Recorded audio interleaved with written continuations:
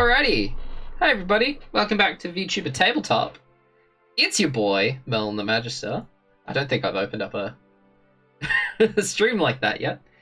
Welcome back to our Rivian Nights, VTuber D&D. It's your boy, Merlin the Magister. It's your flea. Yeah, I'm your friendly neighborhood dungeon wizard, and we got a good episode for y'all today. Episode 10. Holy moly. 10! I think we've been playing for this would be 2.5 months, but we've been playing longer than that because of breaks and whatnot. Whoa.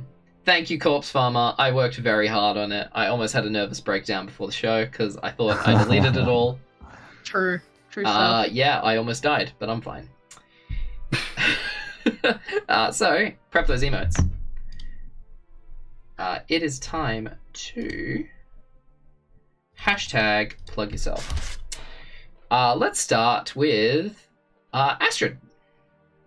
Hi! It is me, Astrid Arcana. I stream here on Twitch. And I also like to... I stream a bunch of games. Bethesda a lot for some reason. Unofficial Bethesda streamer.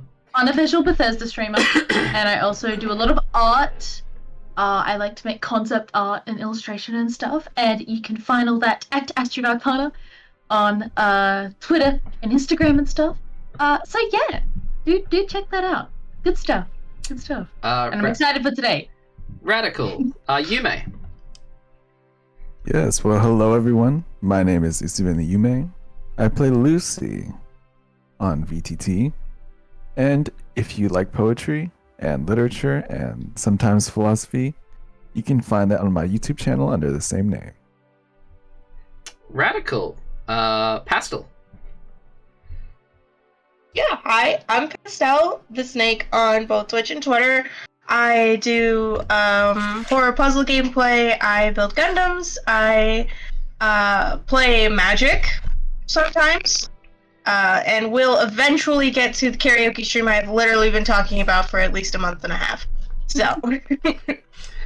Amazing. And our very famous, definitely German friend, WyndhamVossler. Oh yeah! Oh yeah, it's me, WyndhamVossler. Yeah, I'm a variety streamer. I do a lot of different games and different content. On my channel, it's gonna be a mess for a while, but tune in and enjoy the mess with me. Amazing. French toast stream? Maybe. Doing a French toast stream? It's probably gonna be a Wildheart cooking stream, sadly. Oh, sad face. Yeah. Also, you may notice that we are missing our dear Aidolon. She is currently unwell at the moment, so we wish her all the best in her getting better, and hopefully she'll be with us next week. So, I guess without further ado, it's time to get into it, lads. So, I'll be reading the recap for last episode, episode 9, Markovia Militarizers, written by the lovely Usubeni Yume. So, a hooded man observes our adventurers from afar while they contemplate their next move amongst the commotion of Vinograd. With guards posted at every corner, looting in the streets, and the seeds of wartime beginning to sprout, the hooded man reveals himself to be Johann the blacksmith, clad in plate mail and shrouded in an unassuming grey cloak. Promising gold and a battle-ready prosthetic arm for Lucy, Johann asks the group for safe passage to Steniboga. The group agrees, but Dante and Lucy aren't totally convinced. With their bad guard, good guard routine, Dante and Lucy interrogate Johann the blacksmith and begin to uncover his deceptive stratum of lies. With nowhere to run, Johann attempts to make separate deals with Emmyth and Lucy, hoping to take the lesser of two evils. Down 250 gold and an L carved into his plate mail, the eyes of Matif staring daggers into his being, Johann becomes the catalyst of a storm brewing within the group. Rippling and I like the wordplay. rippling lightning and torrential rain set the scene as Matif and Lucy face off in a battle of wills, virtues, and old scars while the group watches on, unable to calm the two. That means that Emmyth and Armesh smoking some blunts. Hell yeah. It takes the combined strength of Armesh and Johan's dumb luck to distract the group long enough and delay the clash for one more night. Johan enters Steny Bogar alone, meeting with the Crown Prince, Ivan Markov, the secret assassination of his mother prompting his fleeing of the capital. He decides to travel to the Pago Fort and aid in the defense of a rival nation. So, we set our scene. You guys have just dropped Johan the blacksmith at the outskirts of Steny Bogar. You see him waltz into the city. You guys know nothing. He was just a random guy who seemed to be lying. A random mercenary. Yeah, he was a mercenary. I was about to say, don't call him a blacksmith. A mercenary. So, as you guys travel around the outer edge of the wall with your cart, 2 donkeys, crates full of wine, and a dragonborn with a chilled out disposition, and a cutesy goblin cleric, you guys make your way to, I believe you guys were going to go see, what's her face? The old lady. Forget her name. Kita? No. Anushka? Anushka. And Nikita as well. So, you guys travel around the city. What would you guys like to do? Well, it's nice to be back to the place where I am unwelcome. Is it? It is. It doesn't seem like a good idea. Well, what do you guys want me to do? We could disguise you, maybe. Sit outside the city with the cart. No, that works too. Yeah, that's probably a good idea. Yeah, we need someone to guard it anyways, don't we? Well, I'm so glad you guys trust me. Oh yes, we trust you so much, so much. Insight check, is he being a dick? Sure, make an insight check.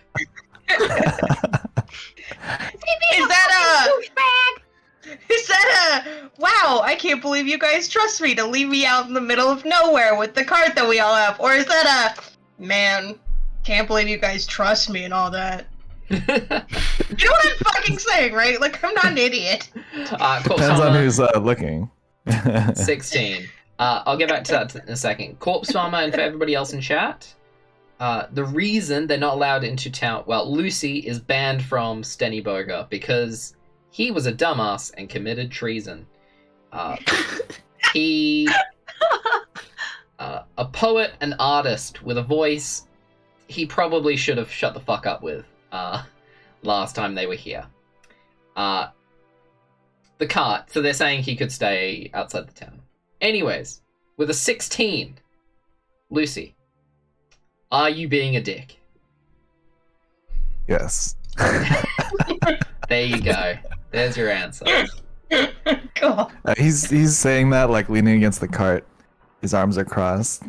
I can't believe you guys trust me. Oh my god.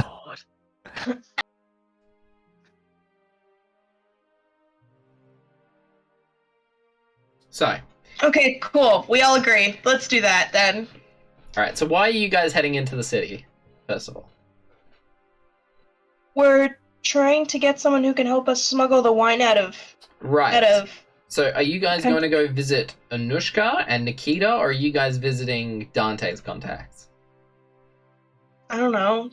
I guess that'll be a question we all talk about on the way up. Sure. I suppose so. Because you won't have to enter the city if you go visit Nikita and Anushka, because they're at the crossroads. They're not in the city. That's smart for people who trade goods and shit. Yeah. I suppose we should go and say hi to them first to avoid the city altogether if we can. If not, we'll have to enter the city. Right. Sounds like a plan. Okay. Seems good. Cool. So you guys are heading to, if I can remember what it's called. I need to flip through my notes, figure out what it's called. I flicked to the right page. So you guys are heading to South Bank Trades Incorporated, correct? With Nikita, where Nikita owns the business. Yes. Cool.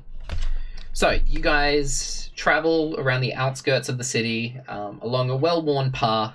You kind of pass some slums and smaller kind of shacks that are built around the outskirts of the town for people who can't afford to live on the inside. You see that it's mostly working-class humans. You see a couple of halfling families that seem to be on the lower end of the pay spectrum.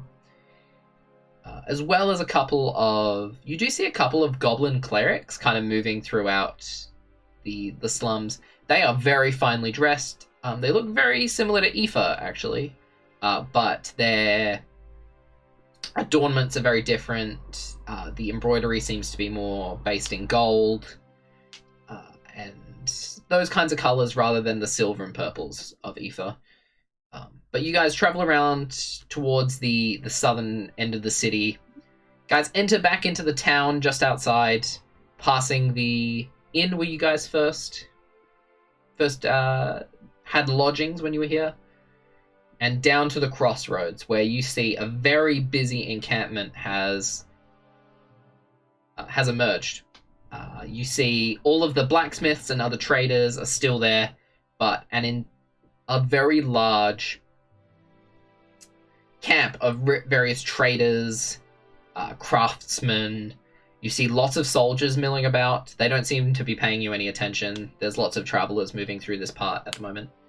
And there you see South Bank Trades Incorporated. You see that there's a fairly long line leading outside the building. You see that there's about 10 people lined up outside the door. Lucy, the face of Xandros on the billboard, is still defaced. He still has a mustache. Yeah, so what would you guys like to do? You see that there's a line of 10 or so people.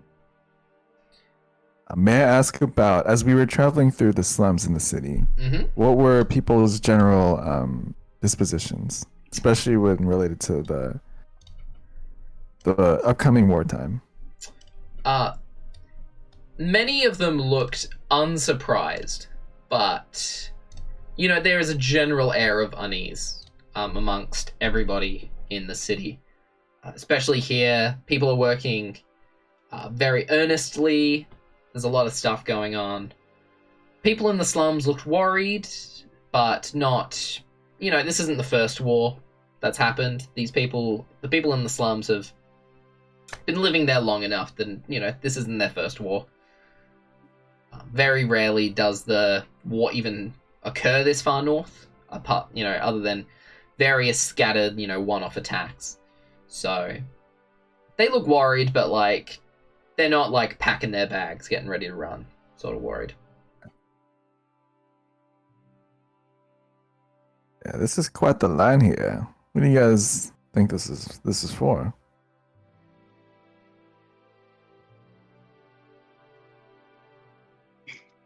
Are you asking us or the people around us? I'm just saying it out in the open for anyone to answer.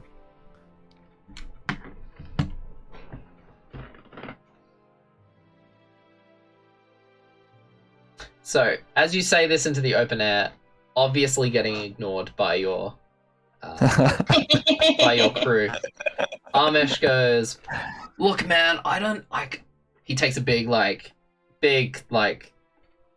but he takes out this huge fucking. You've never seen weed packed in this tightly. Oh my god. Takes a big old suck. He's just like, "Yo, look, man, this is pretty wild. Look at all these people." And he's just looking around, eyes wide. It's like, "Do you reckon they could wax my surfboard for me?" Oh my god. And he just looks he's out of it, man. So wait, there's just a line of people? Yeah, there's a line of people outside of South Bank Trades. Probably trying to leave. I will say, what are your guys' passive insight? 12. 12. 10. 10. You guys are fine. You are fine. It's You're fine, there's don't worry nothing you about it. Yeah, we're noticed, fine. but it's fine. Don't worry about it. You're fine. So, you guys are waiting there. Armesh just hops in the cart and starts sleeping. Eefa, she hops into the cart to look after him. So, you guys hop in the line. You guys wait for like 2 hours in this line. The line is moving extremely slowly. As you get closer to the front and onto the patio outside, you can hear lots of talking inside. You see, looking through the windows, you can see there are a lot of employees working at the moment, along with a very official-looking woman. She's wearing a two-piece suit, button down. She has long hair. Halfling woman. Looks very officious. She's kind of walking around giving advice to some of the employees. You see Anushka, who's kind of in the corner with like, she's knitting, just watching everything She's in the unfold. corn. She's in the corner. Yeah, she nibbles on a piece of corn every now and again. Yeah. And she sees you guys in the line outside and hops up from her little chair and walks over to you guys. She's like, "Oh my, I never saw you guys after you left. How are you all?" We're doing just fine, Anushka. How are you? "Well, you know, my back's hurting. My feet are hurt. But this yarn, it goes for miles, so I'm all good." What are you knitting? She pulls out her like little blanket that she's been knitting. She holds it up, and it's a very fancy looking L. Oh, "Well, you know, I saw how a very beautiful. I saw this interesting thing while I was in town, so I thought, hey, that'd be cool to knit. So yeah, I started knitting." What a very interesting design. Yeah. You know, I'm fairly good with my hands. Can I give you a back massage? She blushes. Make a persuasion check. The DC is not high. I roll my eyes at just all of this interaction. What did you say to me? Roll it for again? Persuasion.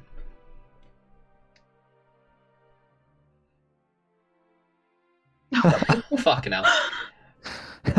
"Oh my, it's so nice to have a young man after giving me a back massage." And she just turns around. She's quite small for a human. She's like 5'1". So she doesn't even need to kneel down or anything. She just turns her back to you and you start giving her a back massage. This woman, so many knots in her back. Oh my lord. It's like a rope. Do you do this often? Are you talking to Lucy? I'm out of character asking you. Are you asking Lucy or are you asking me if I do? No, I'm asking you. I mean, okay, wait. Now I have to ask both of you. Yeah, wait, question. Does Yume just... Yeah, in real life, massages? just you go up to like slightly acquainted people, a little more than strangers, and go, "Hey, do you want a back?" Not like complete strangers, but if I know them slightly well, then I don't see why not. My next question: where do you live, and how do I just randomly pass you on the street all the time? Oh no! Oh, my back's killing me. If only there was a virtual poet nearby. Yeah. Hey Astrid, watch it. Oh, well, I'm sorry that you don't give me massages. Anyways. Pat me on the back and you're like, "Oh, that's enough." I'm like, Anyways. We're not gonna have a domestic on stream. Anyways, Lucy. As long as you don't leave. I Lucy. will leave these things too. Yes. You give this woman a back massage. And, you know, you give her a back massage for a bit, and she turns around, she's like, oh, I think I should go find Nikita and get you guys a private meeting with her. You guys needed to get something through the border, right? That's right. Thank you very much for that, Oh. Anushka. I'm just gonna head inside, alright? You see her walk inside, you guys are watching through the windows. She goes over to Nikita, who seems very, very focused. She leans over to her, whispers in her ear. She looks over to the window, looks up at Nikita, nods, Anushka, and walks towards a back room. Anushka kind of like waddles out. She's like, okay, I got you a meeting, just follow me. And she walks back into the building. It's very busy inside as you guys follow her in. There are lots of people, mostly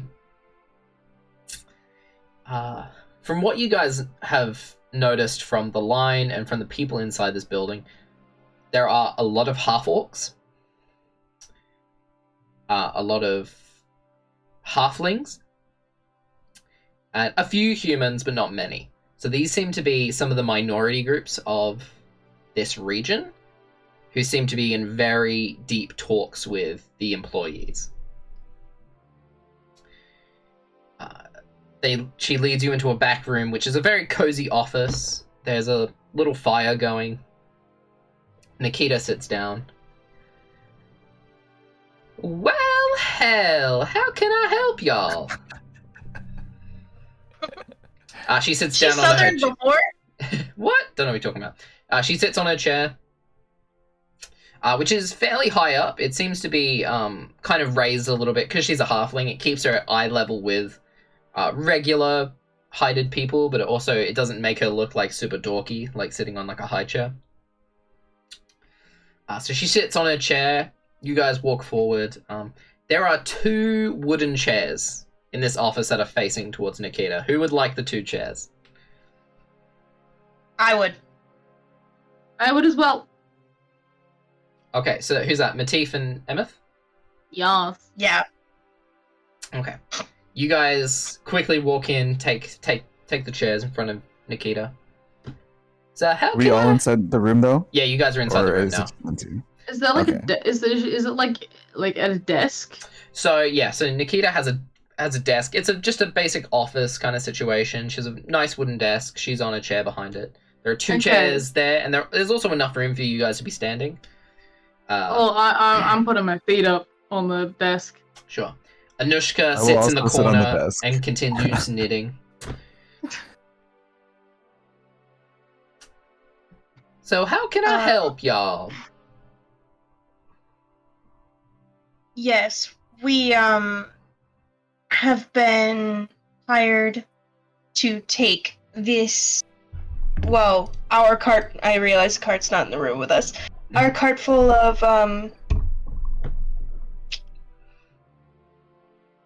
fuck it. I'm just gonna say it. Our cart full of wine to. I have it written down where we're going. The Pago Fort. Yes. Ah, I see. You're, this is that, for Xandros, right? Correct. Well, he kinda owns his business, you see? This is like a franchise. I'm like a franchise owner. So, She just got a McDonald's. he told me some people would be passing through. Maybe get some safe passage, and I guess that's y'all. It's not actually us. There's like another group that is also coming through, and we just stole their Yeah, that's spot. totally us. You guys are also the ones who saved all them halflings from the forest, right? Oh, don't mention it. But yes. Well, I was in that forest, and that was kind of fucked. So now I got double reasons to help you get across the border. That was kind of fucked.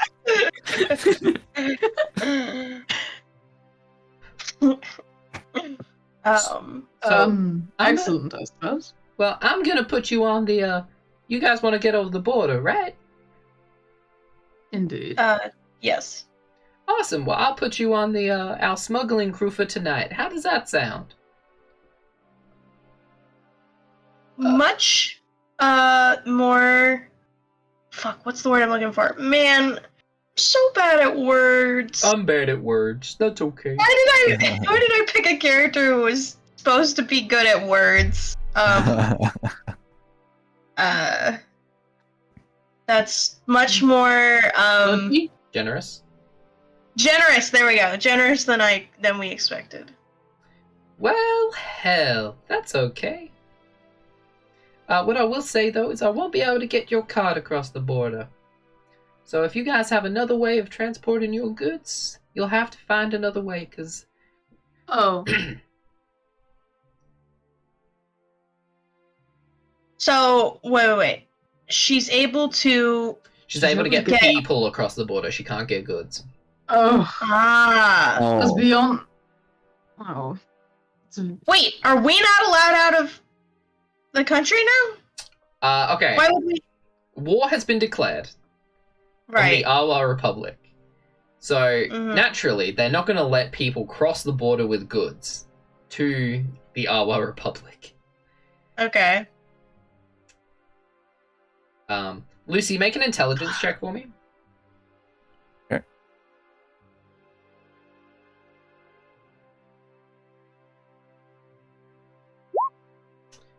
Good. It's high enough. You have a bag of holding. You could probably just put all the wine into your bag. You don't need to take the cart across the border. I think Eefa has it. Eefa has it though. Yeah, Eefa has it. Yeah. Well, we could still... She's still with us. It's not like- Sorry, for some, in my head, Lucy had the bag of holding. It's my bad. No, that's good. But Lucy, Okay. you remember that you guys have a bag of holding, so you could just put all the wine into the bag of holding. You don't need to take the cart. Holy shit.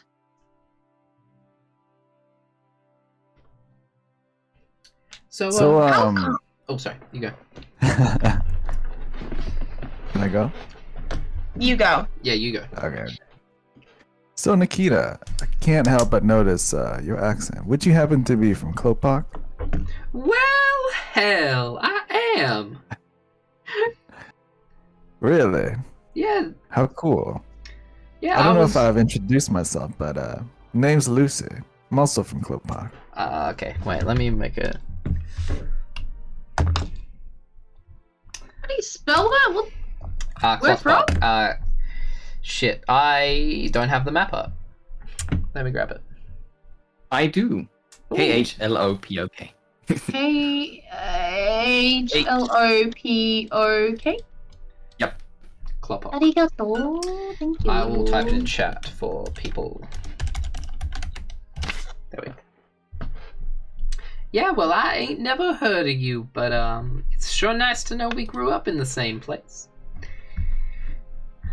Small world out there, isn't it? It sure is. Anyways, if y'all could meet me here at the business at midnight, I can help smuggle y'all through the border. So wait. Okay, sorry. Pastel's a big dum-dum. Sure. Why aren't people allowed over the border anymore? So, war has been declared between the Awa Republic and Markovia. So they're blocking people from going to the Awa Republic. With goods, or for travel purposes in general. Okay. So that's why there are lots of people here who are trying to get smuggled over the border, because they're not going to let people through. And if you have goods, they're probably just going to confiscate them. That's why all these people, I would say Nikita goes into detail about why they're having to smuggle people through the border. Cool. Another question. Sure. Hit me. Like, okay, that's not gonna be everywhere, right? Like, that's just because these two places are at war right now? Well, the Markovia only shares one physical border with another country. Oh, right, because there's all that water. Yes. Gotcha. So it's the only physical border between two nations that Markovia has. So there's nowhere else to go. Can't go around unless you get a boat. Right. Okay.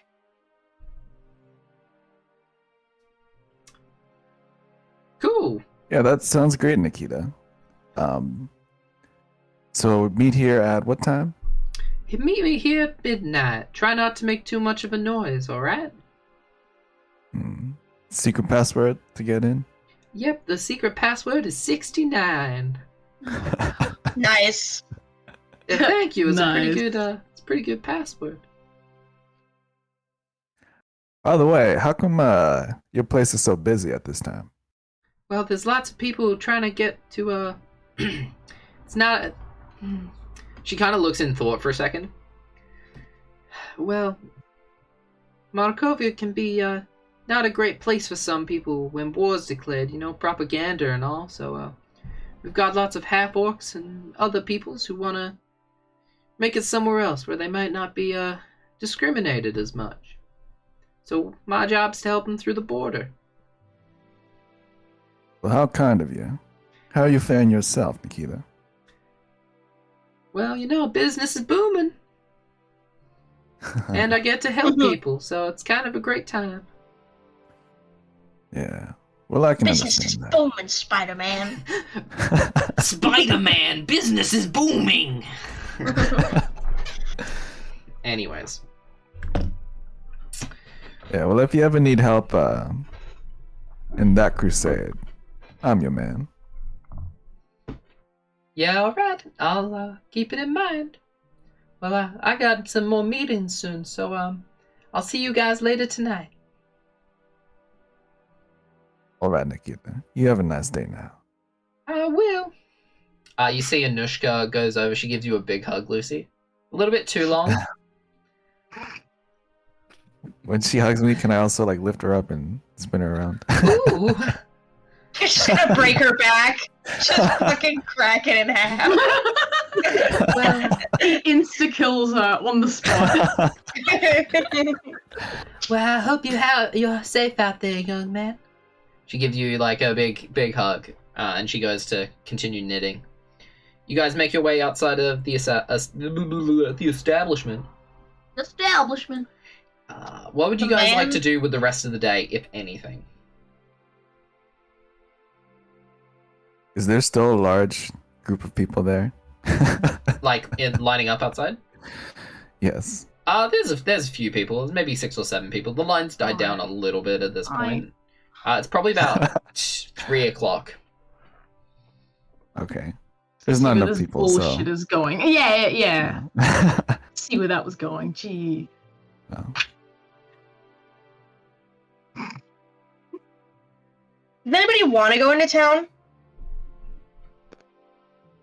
Lucy does. We can have a shopping trip. Yeah, well, I'm not letting you go in town. So. Oh yeah. True. Anybody else want to go in town? I want to go in town, but I want to avoid any bullshit that would follow if someone was to follow along.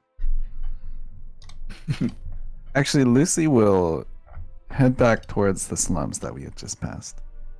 Sure. Alright, Lucy goes towards the slums. What are the rest of y'all doing? I would like to go into town, and I'm asking if anyone would like to join me. I will say, out of character, Eefa and Amesh are going to stay with... they're going to go to the stables just outside of town and try and sell the cart and donkeys. Ooh, smart. So they'll... we've chucked all the wine in the bag of holding now, though. I've assumed so. Yeah. We'll discuss that with Eefa, who has the bag apparently. Yeah. So you And walk say, over to yeah, let's Eefa. just shove it in. Amesh takes a big suck of his blunt.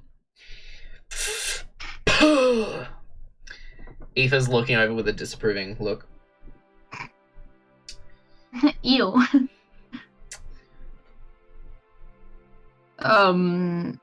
What are you going into town for, Matif? What did you...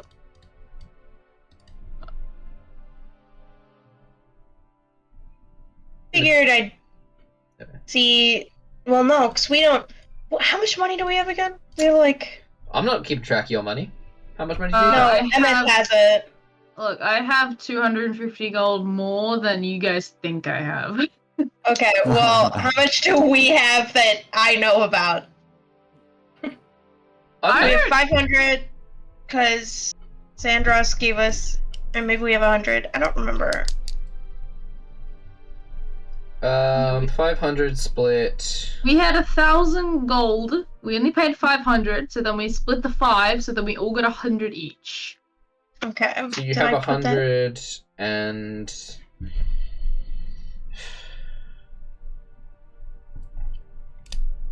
I think you have around like 150 gold, Matif, because I think you had to use the rest of your gold to...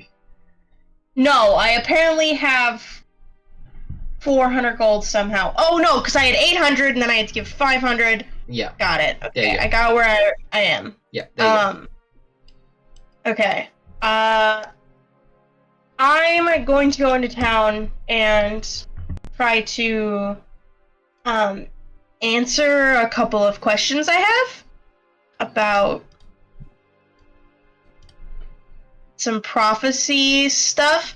But I guess if the magic market is open, I'll look again. I assume they haven't gotten anything interesting since me and Eefa looked last, but... It has been like almost a week since you were last there. A little less than a week. It's been like 5 days. So... yeah. I assume there's like a library in town. You guys haven't looked specifically, but you could go looking for one. Well, Matif is assuming. Sure. So that is why I would like to go into town. Cool. Is there a specific reason? I don't really care. If you want to go, we'll go.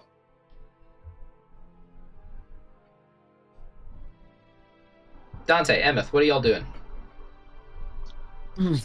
I'm not fussed. Is there anything you want to do in particular? Friend? Dante? Well, I might tag along just to have something to do. Don't really need much in town. I mean, me neither. I guess we're fine to leave Lucy on his own, right? Or should someone go with him? He's not a mesh and Eefa. Yeah. He's not alone. No, wait, didn't they go to sell the thing? Or was that but with him? they're still out here. I don't know, that's good enough for me. Seems fair. Yeah, I suppose I could go into town just to look for some stuff to buy. If there's anything cool nearby that I'd like to snag for my adventure. Yeah. What about you, Dante? I'm gonna go and buy some stuff. Did you wanna come along? Yeah, sure. I will. Okay. So we have Emmyth, Dante, and Matif heading into town. Lucy's heading to the slums, and the other two are going to go sell the donkeys. Cool. Let's start with the others, or not magic shop, but library into town. So you guys head into town, and Matif, you're looking for a library, right? Mm-hmm. Make an investigation check with advantage because you got two other people with you.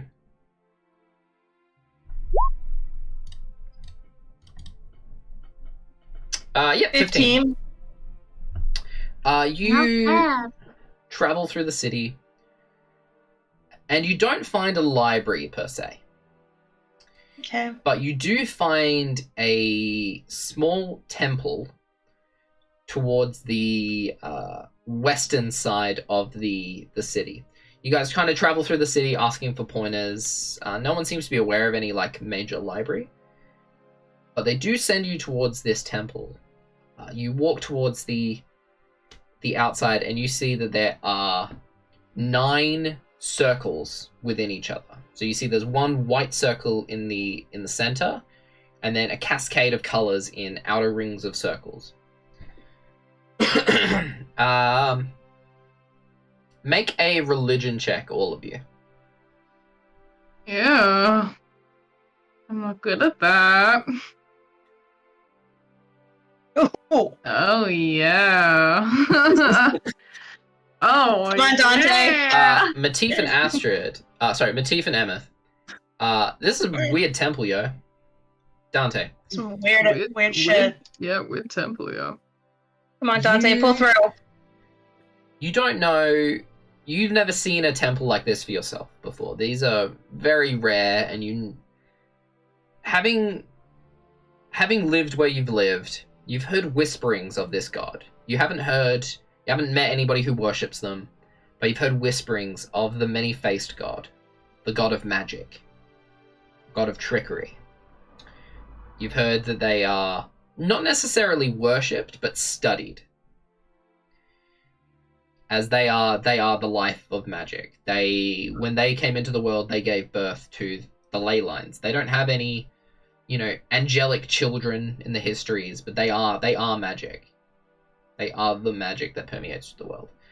So you think that this might be this temple to the many-faced god, but you're not sure. You've never actually met anybody or seen a temple like this before. Aha. I think it's like a temple to the god of magic, many-faced god. I think. Yeah.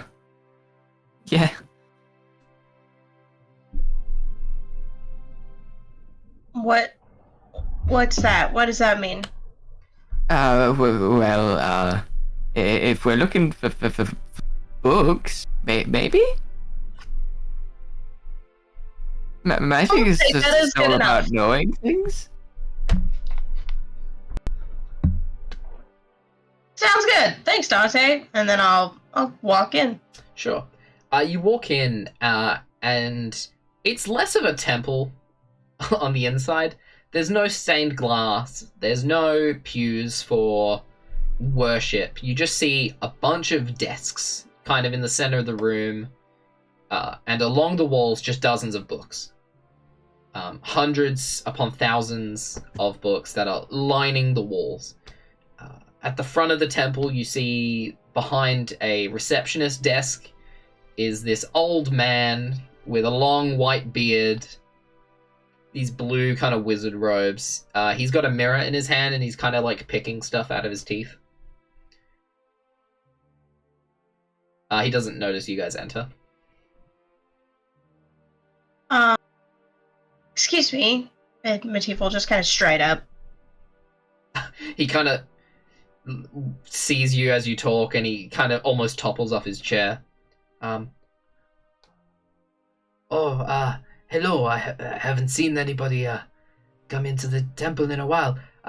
Welcome to the temple of Kuzlo, the many-faced god. Kuzlo. I will write the name in chat. It's like Kuzco, but with a Z. Cusco has a With an Z L. in it. With an L. You know what I mean. That's what I'm about to say. Kuzlo. It's all coming together. It's all coming together. They're coming together.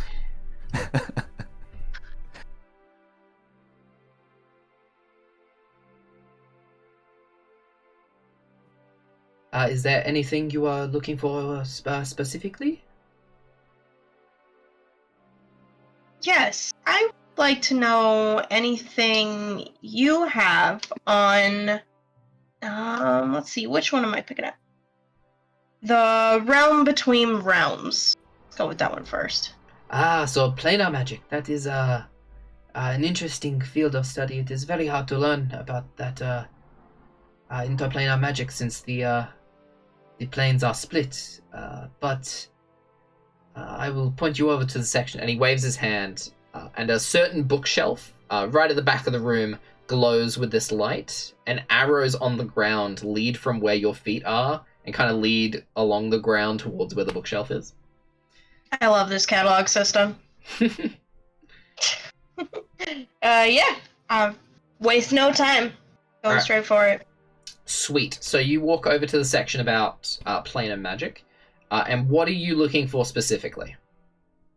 I think anything specifically about this, like, realm or these, like, sets of words. I don't really want to learn planar magic. I just want to know what a realm between realms is. Sure. All right. Make a... what would reading be? That's investigation. Make an investigation check for me. With advantage, because you're in a... We all know that when we start reading a book, we're just investigating it, right? Exactly, We're all just looking for clues. Looking for... Oh, shit. Oh! Oh, my. Yo! You lean down, and you pull out this paperback. It's got a yellow cover, and it says Planar Magic for Dummies. Very easy to read. Very easy language. Matif, like, kind of narrows his eyes, looks back at the guy, looks back at the book. Okay. On the front of the book is somebody you don't recognize, but it is a older gnomish fellow with pink hair. Probably, like, for a gnome, like, he looks to be in around his 80s if you were to put it in human years. With a big thumbs up, very dorky smile. Pink hair, that's weird. I don't like that. So, with a natural 20, you flick through the book. So, after reading through what you know about the planes, which is very difficult to learn about, as you find out in the text that the planes have been separated for over 1,000 years. So you can't travel between planes anymore since the banishment of the gods, basically. When the gods were banished and put behind the divine gate, travel between other planes was also severed. So all of this knowledge is basically compilations of older elves and other long-lived people such as gnomes, and basically the notes from various wizards and stuff that have been compiled and made like easy to learn, basically.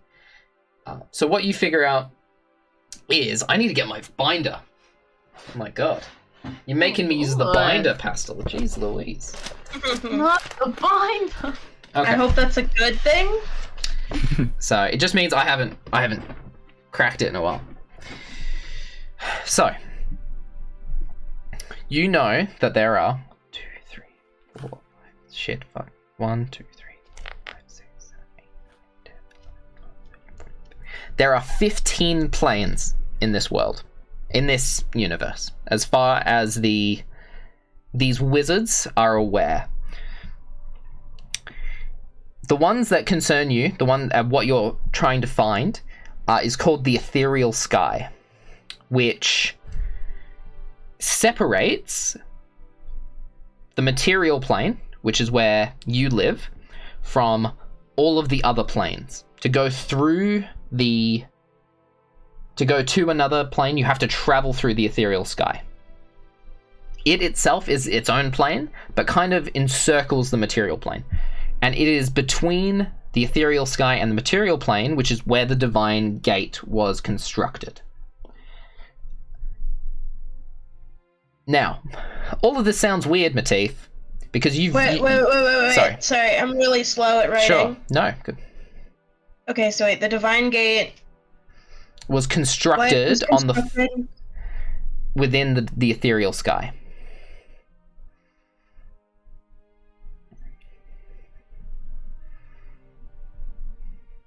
Okay. Now, this seems weird to you, Matif, because you were there. You read through the descriptions of the Ethereal Sky, and all you can think about is, like, I've been here.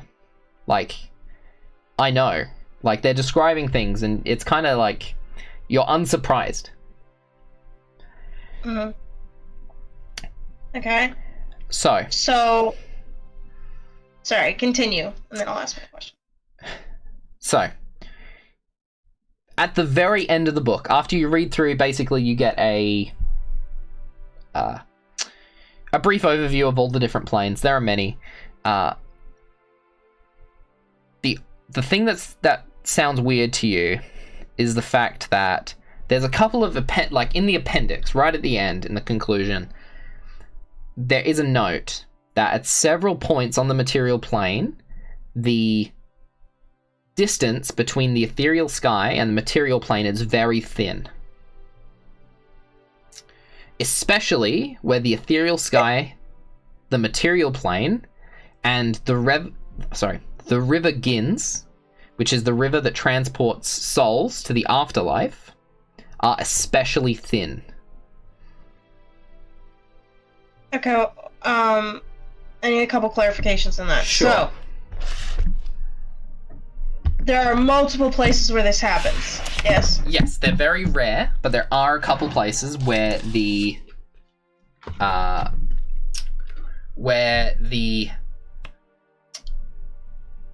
distance between other planes and the material plane is very thin. And are these, like, constant places, or, like, is there, like, events that cause, like... Okay. From what you read, either these are places of very powerful natural magic, or severe arcane magic tears open a hole. So these are either naturally occurring places that can, like, change over time, or there are specific events which can create these holes.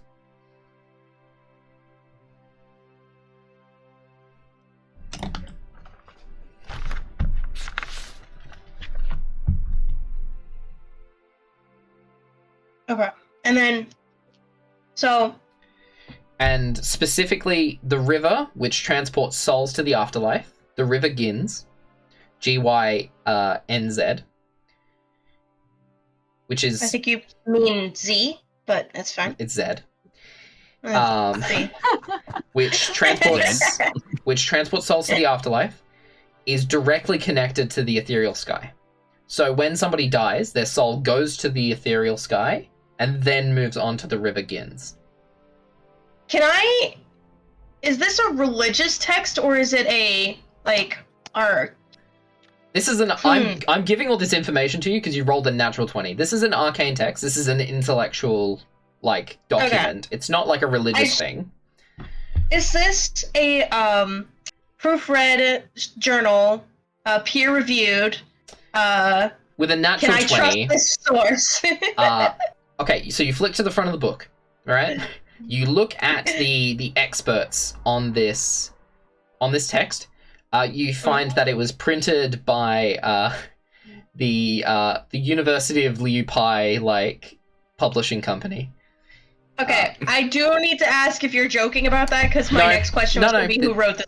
This is legit.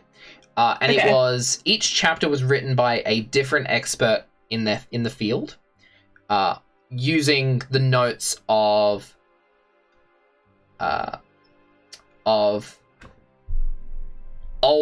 from basically elves and long-lived people from before the banishment of the gods. So this is a legit text. Specifically, you see as you go to the authors, it's a very, very long list. Most of them are Dragonborn or Gnomish, with several Elvish scholars also contributing. The main author is Sir Robert the Bold. Wait, we met him, right? No, you haven't met Sir Robert. No, we've heard about him, though. Yes. Okay. I'm also sending you a picture, Pastel. It's sideways, but it's correct. That's all the planes, if you wanted to know. Holy shit. Matt, you made me crack the binder, man. Oh my god. Okay. I'm definitely keeping. Is there a way to like pin? Yes, I can pin something in a personal chat. Yes. So I would like to pin that. So, from a TLDR,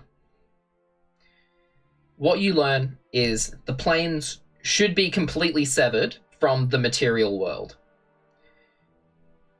It does say that there are several places where that distance is very thin, and occasionally holes do appear, but they're very quickly either mended by wizards or other like magic users, or they naturally mend themselves.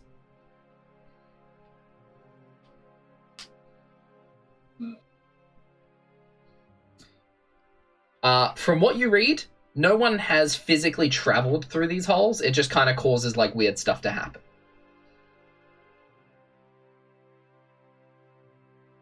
Like natural disasters and stuff?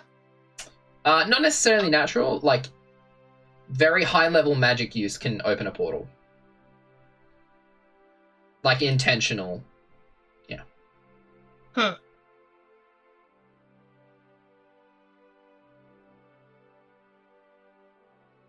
Okay. Sorry to derail this completely, but No, please. I love lore. Spent 3 years making this world. Let me use it. I assume Keep going. that there's nothing in here about a spirit walker. Even with a natural It's just 20, about- this text does not mention anyone called the Spirit Walker. That's understandable. I kind of figured. It didn't seem like the kind of source that would have something like that. No. Okay. I'd say, with continuing on your natural 20, you'd think that would be either a religious text or some like sort of like weird, like arcane sort of thing. Weird, yeah. Okay. Can I, like... DM, I would like you to make me an NPC. I'm just wondering if there's anybody in the table of not table of context. I'm an idiot. The like acknowledgements or the writers or whatever that could be someone I could meet up with later. Like if I ever saw their name, I would be like, oh yeah, they were in this book that I read once, and I'm trying to find knowledge on this. So Sure. So there are many authors in this book, and people who are acknowledged in the creation. The main people. I have notes for this. Give me 3 seconds. for that or anyone who Notes. specialized Notes for on this. the part about the ethereal sky. Oh, could you repeat that? Oh. Sorry, you cut out a little bit there. My voice. Either anybody who is like big on the project or specialized in the part of the book about the ethereal sky. Sure. All right. Give me 3 seconds. Why won't it show me my recent documents?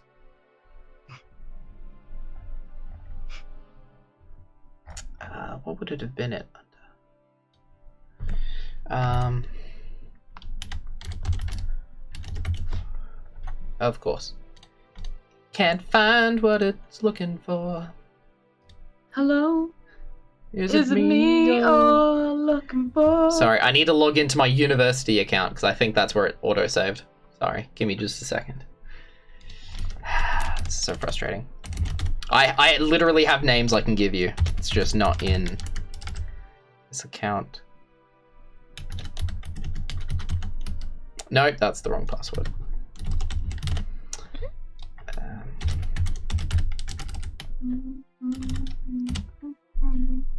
Cool, yeah. Here we are. Nope, it wasn't in that one. I know exactly which document it's in. It's just... He knows exactly which document it's in. Yeah, thanks. Well, okay. To fill the silence a little bit, I'm going to Sure. tell the audience where my brain hole is going right now. So, if anyone saw, not last time, but the time before it, Matif got sucked into an extra-dimensional plane. Oh, fuck, I forgot to... No, that's going to be another religion one for the big fuck-off hot demon hand. Sure, make a religious check. Make a religion check. Well, actually, make a... Big fuck off demon hand. Make another investigation check with advantage. Just because you have the fucking text in your hand. the big fuck off demon hand. Ooh, that's bad. Oh, is that a 10? Yeah, it's just a 10. Alright. I'm going through this notebook fast. But, yeah, if anyone missed the other side, which you shouldn't have, you should go watch it, it's really great. Me and Yume were talking about Matif's new outlook on life being with this prophecy, because he used to be very free will oriented, is now trying to figure out what is lying ahead for him in this what is now known as the ethereal sky, apparently. And so I'm looking for stuff on that, but also if I knew, it's kind of like because he's not very like scholarly minded, I don't think he understands that a lot of these things probably flow together, and he's like, no, I only need the information on this one thing that I care about, and none of the other stuff matters, and we're gonna throw it all away, and only this chapter of the book is important to me. Even though that's not how it works. Okay. Whatever.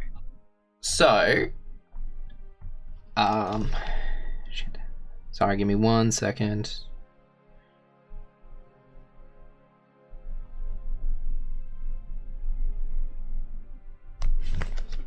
This stream is not sponsored by D&D Beyond. But please do sponsor us. I don't remember what I did the other day on stream, but I was like, oh yeah, this terrible thing that wizards do. Hashtag wizard sponsor me, please. They never will, because I don't like Arena, but it's fine.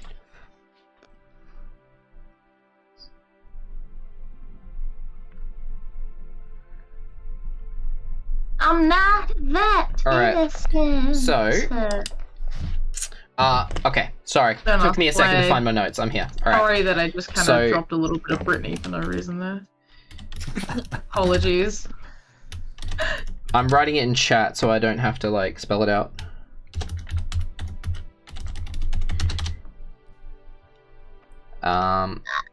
So in the acknowledgements for this book, for this text, it gives a heavy thanks to the University of Liu Pai, specifically Professor Freya Oscarsdottir, the headmaster of the university,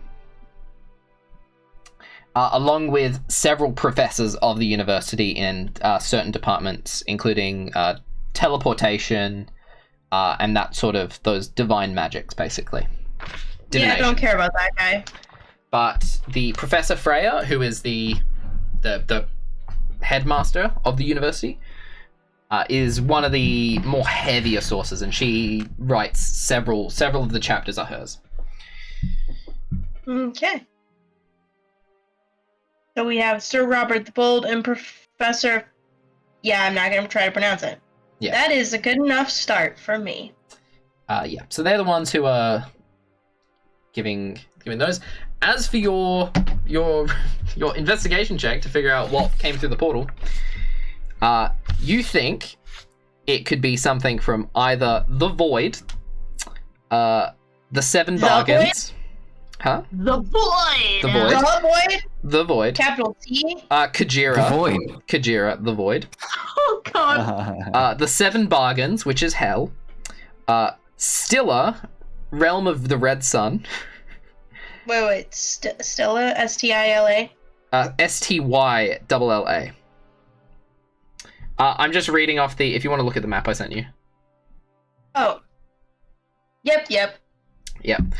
Stilla, Realm of the Red Sun. Or it could be any number of things. Could be from Wombil, the first land, you don't know. You think it could be giants, it could be dragons, it could be demons, it could be devils, you have no clue.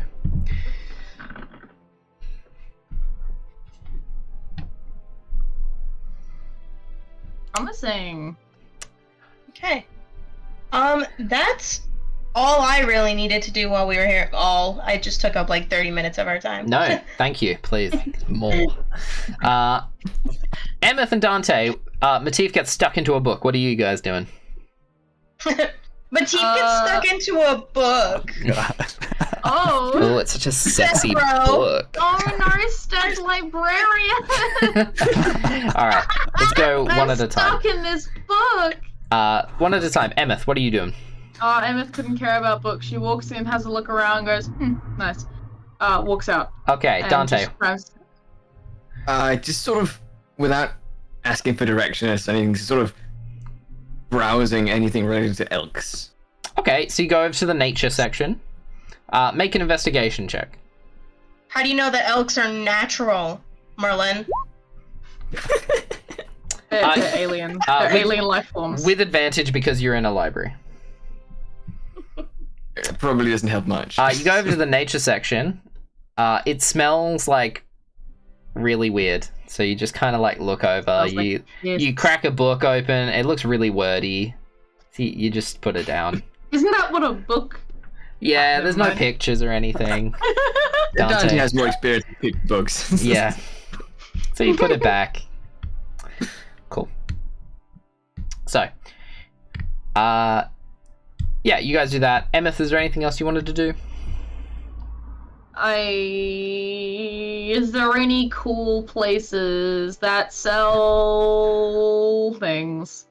You have to be more specific. Weapons? Sure. Magic store or blacksmith? What do you want? Ooh. I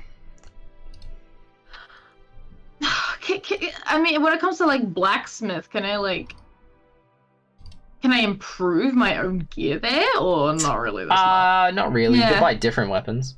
Yeah, no. Could go have a look at the blacksmith if you wanted, but I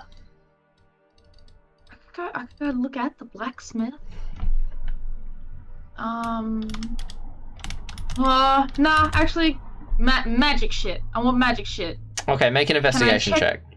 Investigation check. Hold on. Yeah. 20. Unnatural 20. Sure. Yep. Easily enough, you find your way to the magic shop, which is the Phoenix's Rest. The Phoenix's Rest? Mm-hmm. Let me write that down. The Phoenix's... Oh, shit. Phoenix's Rest. Cool. Liddy. Cool. You walk inside, you see behind the counter is an Aarakocra, with reddish, orangish feathers. Looks like he's having a good time. What? Hello? How can I help you? Hello, friend. I'm just here to browse, just to see what, curious bits and bobs you have in store today. Well, okay. I'll have a look around. Okay, so I'm gonna TLDR this for you, Mm-hmm. because there's a lot of stuff in here. Yeah. Lots of scrolls, lots of other weird stuff. You do find a +1 rapier. And a +1 short bow. So when you said +1 rapier... Mm-hmm.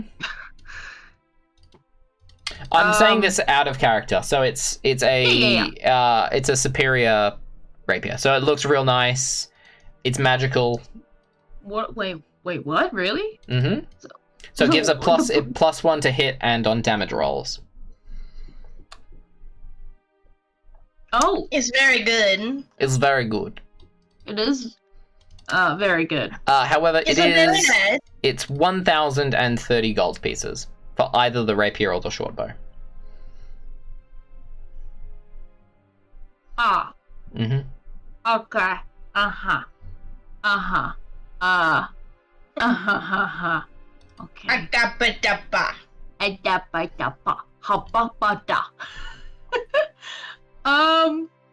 Okay. Liddy.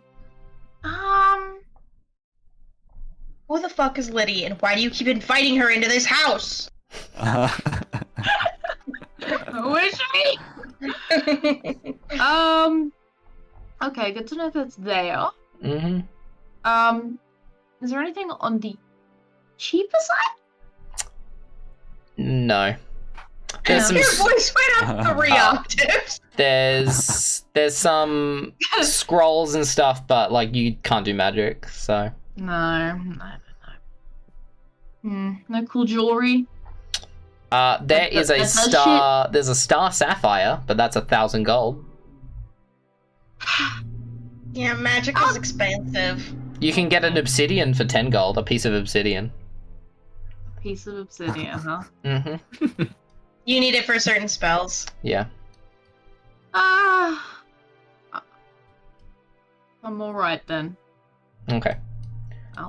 Thank you for your patronage. No problem. I'll be back once I have some funds. I have my eyes on that rapier. Sure.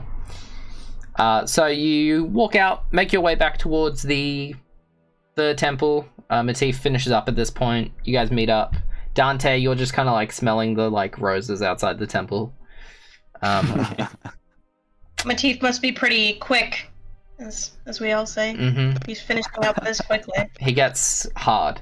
Anyways, you guys meet up. I was being a little more subtle about it, but we can all throw the joke out.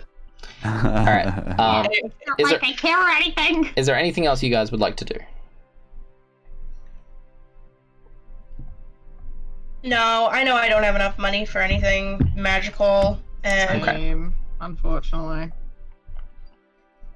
I wish I had the cash. Okay. So you guys make your way. At this point, it's probably getting into early evening anyway. So you guys make your way towards the outskirts of the city. Lucy, you strut into the slums. Before he does that, actually, is there a place where he could find affordable eats, maybe like bread or something similar? Yeah, sure. There's a small bakery in the town outside of Stennyburger. You walk in. So before heading to the slums. Yep. Go ahead. No, you go. Yeah, before heading to the slums, he would like to buy some bread. Okay. You walk into the bakery. It's a very plump halfling woman. Hello. Would you like to buy some baked goods?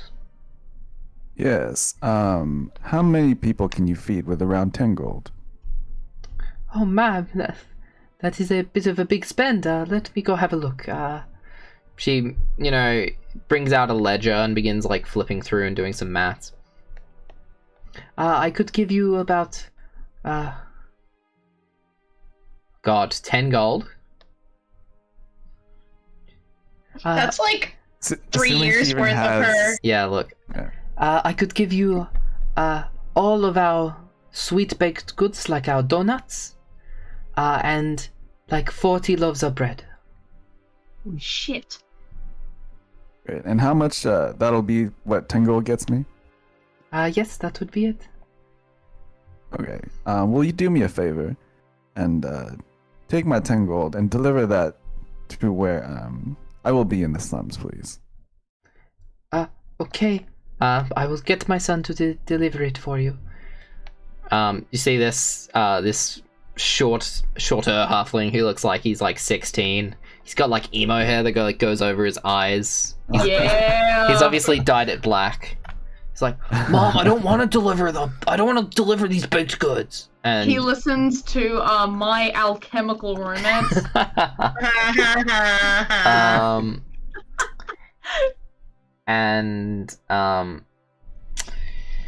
You walk out and begin to make your way to the slums. And then when I arrive there, I'd just like to approach wherever there's a gathering of people. People, they don't seem to be congregating at the moment. They're like moving from place to like the places they need to be and then staying inside their homes. Okay. I'd just like to approach. Are there any kids around? Children? Not really. They seem to be, if there are any children, they're traveling like with their parents. They're not just like playing out in the street. I don't know if there's any children around, but there are quite a couple of kids. All those goats. Hey. Wow. Yeah.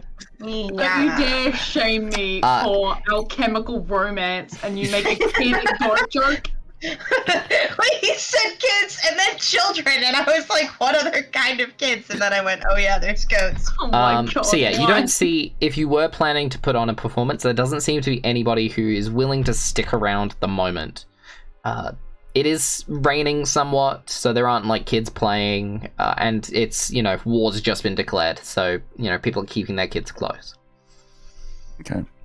So I'm just going to find a place that's secluded from the rain where I feel like people would gather under. And I'm going to wait for the guy to deliver the bread. And I'm hoping that will bring some people around. Sure. You wait about like 25 minutes and you see this kid, like, he's basically got a wheelbarrow, like, you know, pushing along all your baked goods. He's got like a tarp pulled over the top of the wheelbarrow. Brings these like, gosh, like, here's your like baked goods and shit, and just walks off. He leaves you with the wheelbarrow. Before he walks off. Yeah. Before he walks off. Hey kid, for 1 gold, do you mind attracting an audience here? He like flips his hair so it like flicks out of his eye and then like it settles back over his eye. It's like, God, you can't just buy me. I'm an artist. Like, you can't. I'm not gonna like. I'm not gonna sell out. You know, like, I'm all about the freedom. Like, you can't make me do what you want, man. And he just fucking walks off. Okay. Yeah. Honest. So I have the bread, correct? Yes, you have the bread. Gamers, we have the bread.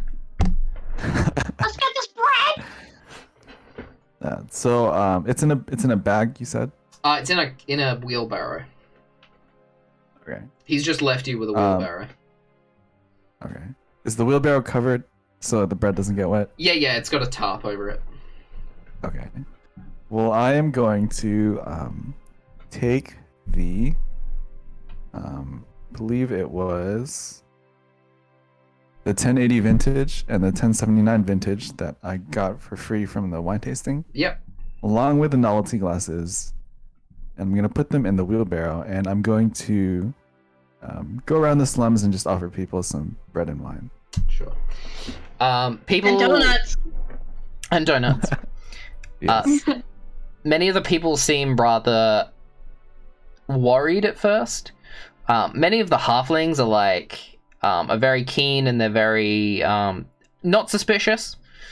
They receive it. A lot of the human and half-orc occupants are a little bit more suspicious. They take your gifts, but they don't immediately eat it while you're there.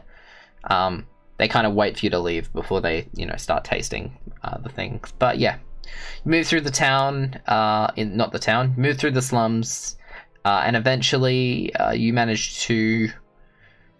all you're left with is a single donut. Single jam donut. Or as you Americans would say, jelly, right?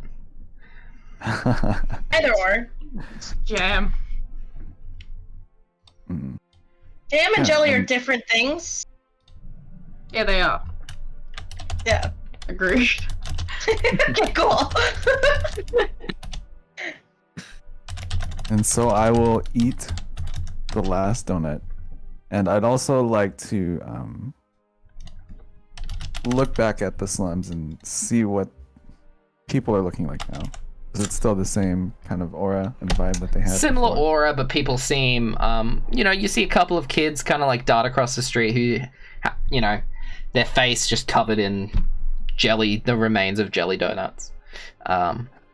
So you think you've put a smile on at least a couple of kids' faces today. Okay. And there's still no congregation around? No, everybody is very, it's it's raining, and B, it's wartime, so people are very much staying inside their homes. They're not congregating too much. Okay. Then Lucy's just gonna take back the wheelbarrow to the place where he got it from. Sure, the kid takes it back. He's just like, gosh, you're such a sellout, man. You're not a real artist. Tell me, boy, what kind of art do you do? He puts his boots onto the desk, or one of the like tables, and you can see that he's like done like shoe artwork on his shoes. It's not great, but it's definitely art. It's the grind. Yeah. You said it's a boot? Yeah, he's like a leather boot that he's like very crudely painted. You know, kid, this isn't bad. Tell me about it. How'd you do this? Well, oh god, I like call it minimalist maximism, and it's just like it's my expression, man. It's just like it's all my feelings. The way you just made that up. The black just it symbolizes my like hatred of the world, and the red like the bloodshed like in other like places, like the green is nature, like taking it all over. It's like it's really deep, man. You wouldn't get it. Yeah. I don't know if I would, but you know, kid, I like this. Where did you get the idea to make this? Yeah, look, my friend Jeff, he's like this really cool artist, but like his stuff's just a bit lame, you know, and I thought maybe I can improve it myself, so I like gave it a go, and like it's not even that hard. Said your friend's name was Jeff? Yeah, man. Jeffrey Bezos? Jeffrey Bezos. Yeah, he like, you know, he like made this like weird art for a while, but now he like sells books out of his house. What kind of books? Oh, like any he can like get his hands on. Like he's kind of like this really underground like this book merchant. It's really cool. You know if he writes these books, or does he just sell them? He just sells them, man. Like if he were a real artist like me, maybe he could write a book, but like he's just not as like gifted, and he like taps his like hands on his like temples, like he's just not as gifted. Well, of course, but I know you're not a sellout and everything, but would you be willing to make a design for me? Well, you know, like I do my art on like my own terms, man. Like I don't do it for just anybody. Like, who are you? Like, what's your deal? Yeah, so the name's Lucy. I'm an adventurer and a bard. I like to write poetry myself. Well, you know, like poetry's like really like 1180s, man. Like you're like a decade like late on that. It's really not the in thing at the moment.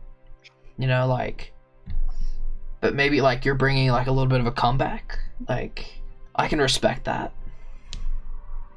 Yeah, well, I can respect your shoes too. And how old are you, boy? Yeah, look, I'm 16, but like my mind is older. Okay. So then, what is the in thing amongst you teens? Just like anything that's like super underground, like that no one else is doing. Like you have to be original. Like and my your friend Jeff here. Go ahead. No, you go on, man. And your friend Jeff here, he's well versed in this underground you speak of. Well, like he's just in the like book selling underground, and I'm in the like art shoes underground. Like, you know, it's like different vibes. Would you do me a favor and show me where I can find your friend Jeff? Look, I would, man, but like I'm just so sore from like making my own path. You know, like I don't know if I have the time in my life to like guide you where you need to go. Well, what about telling me where he is? Yeah, man, maybe I could do that. Like, all right, if you like head up the street and then like turn left, and then you turn right, and then you'll find this like weird like little hut. Just give a knock 3 times and say the password.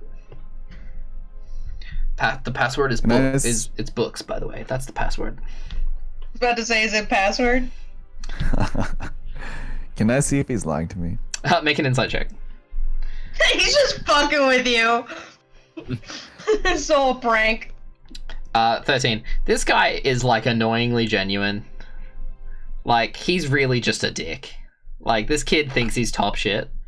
But you can tell, like, he's just the baker's boy who's never actually, like, done anything. And he's, like, trying to be cool in front of this, you know, this adventurer. I'm so bad for him though now. Anyways, like, I've got my own things to do. Like, I've got 2 or 3, like, chin-ups I have to do. So, like, I'll leave you to it, man. And he, like, walks off. Right. Tell your mom I had fun last night. I'm just gonna leave. Alright. He looks back at you. Wait, what the fuck? Absolute shock on his face. And you just walk off. I'm guessing, are you going to go to this bookstore? Yes. Alright.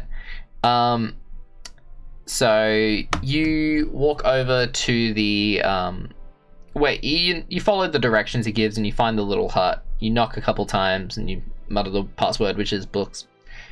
And the door swings open. And you see like maybe like 10, 15 books just like in this hut. And you see this guy who's like, you know, maybe like 15 or 16 just sitting there.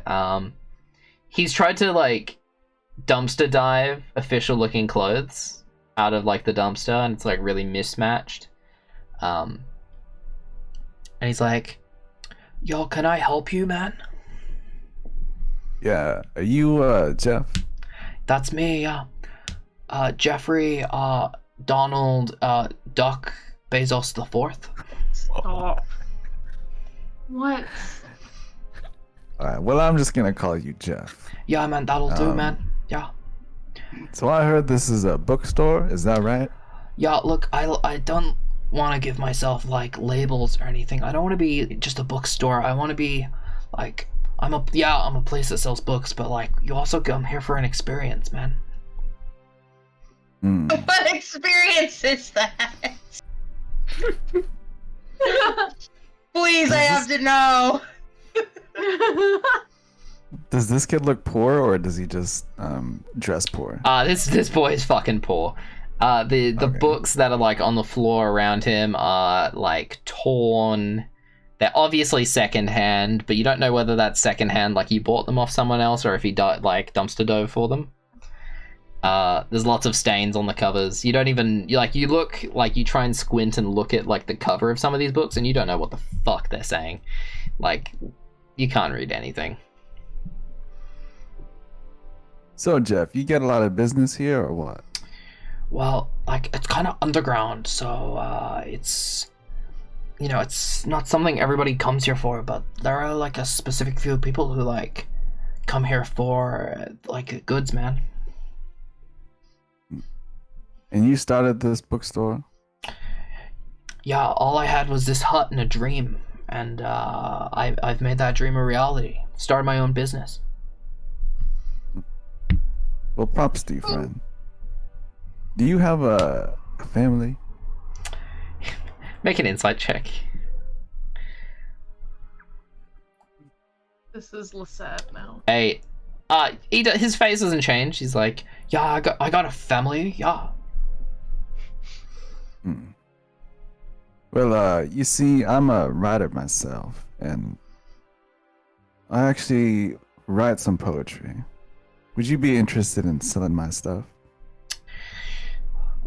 Well, do you have any, like, unless you're published, I'm afraid I can't sell your wares. I'm not a publisher or anything like that. I just sell the books.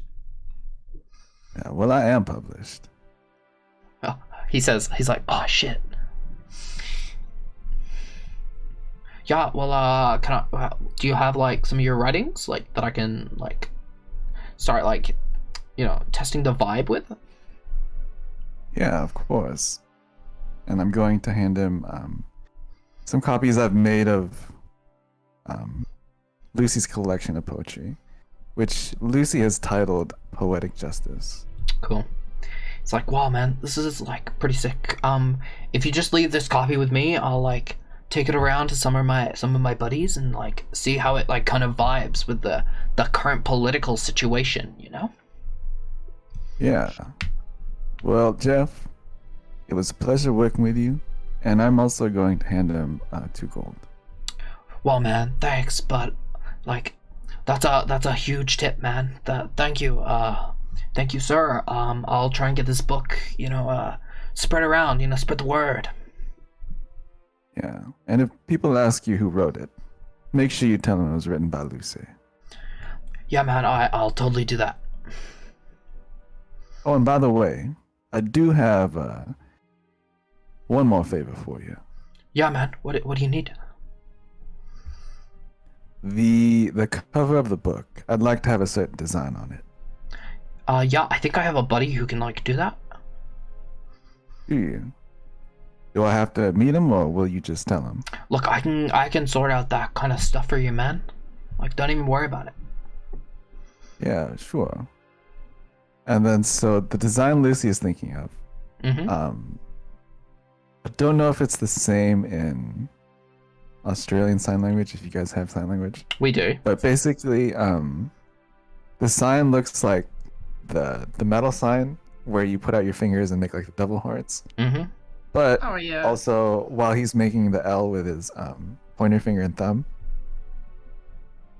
So almost like Spider-Man, but not pointing out in that way, but pointing upwards. Mm-hmm. Yeah. So it looks like those two hand gestures mixed up together. Sure. And he's like, yeah, man, I'll get that on. I'll get on that real quick. Thank you for visiting my humble bookstore, and I hope you enjoyed your experience today. Great.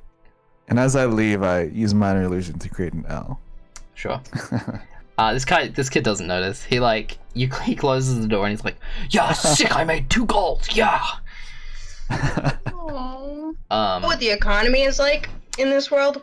Exactly. But in normal D&D, or at least in Pathfinder, don't quote me on this, I'm not an expert. But I think it's if you give someone a gold, that can be a farmer's full year salary. You've given this kid $200. Yeah, you just gave this kid Oh my god. Well, I don't know if you noticed, but Lizzie doesn't really care much for money. That's true.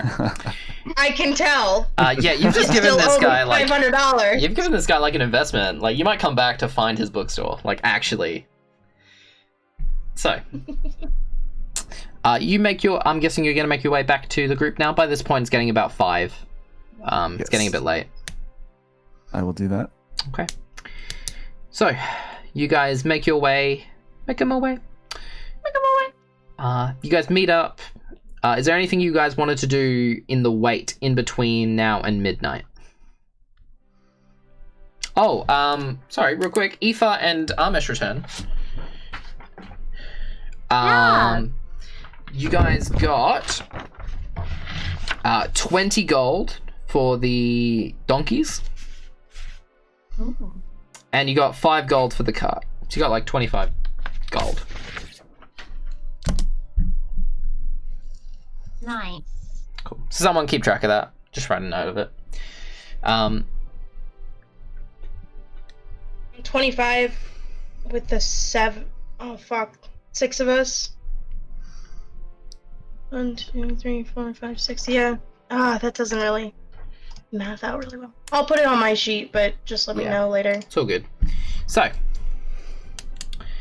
is there anything you guys wanted to do in the wait, or do we want to time skip? I'm good with time skip. Me too. Alright, let's do the time skip. I think I'm good too. Lucy? Okay, before we time skip, I'd like to talk to Emmyth for a little bit. Sure. Matif gets hard. Continue. Yeah, so I'll pull her off to the side. So it's only me and her basically. Sure. So how you doing? I'm fine. I think you meant to say, how you doing? How you doing? How you doing? How you doing? I'm fine. Just, getting ready for tonight, I suppose. I went to town. They didn't really have much. That was, affordable right now. Maybe later. There was a rapier I had my eye on as well, so. What with you owing me 500 gold and all? Is that what you were looking for? A new weapon? Well, no, I just always kind of look around to see if I can, see anything that catches my eye. Anything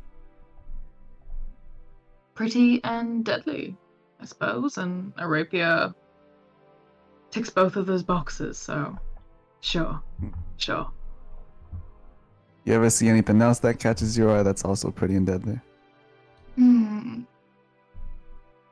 Other than myself in the mirror, maybe a dagger, or... Hey, Yume, what were we talking about right before this where you're like, I haven't made a move on anybody?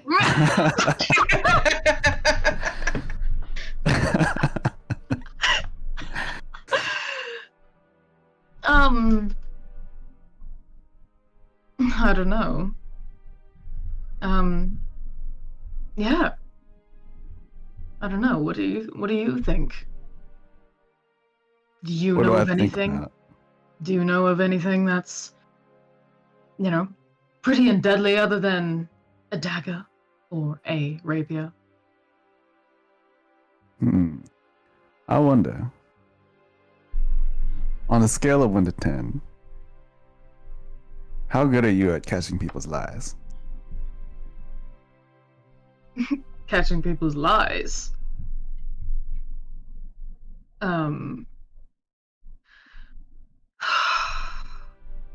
Maybe a solid 9.8. Well, I think I'm pretty good. Obviously, there's some people that are as good as me, but I don't tend to run into them as often. Would you like to play a game then and test that? Sure.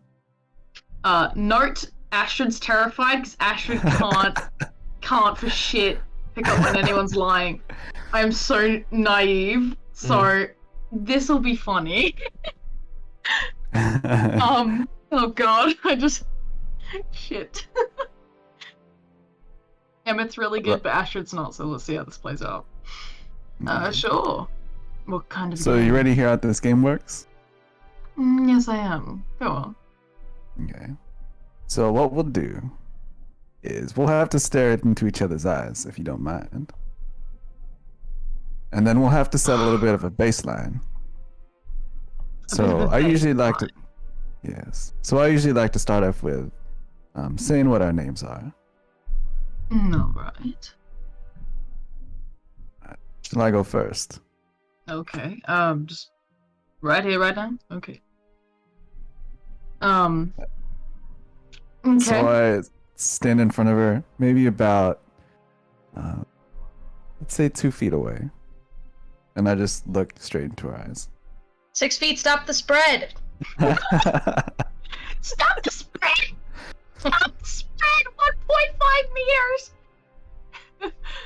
I just fold my arms and step back. So my name... Emmyth gets hard. Yeah.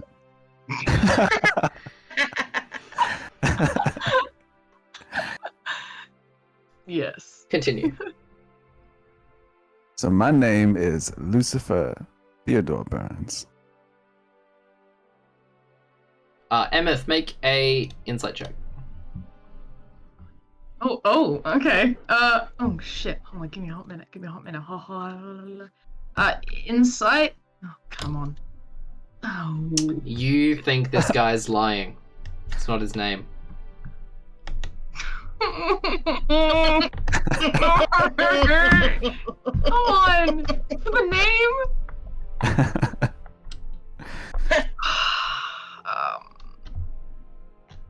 Okay. I just say wait, so do I have to just say whether or not I think you're lying about that?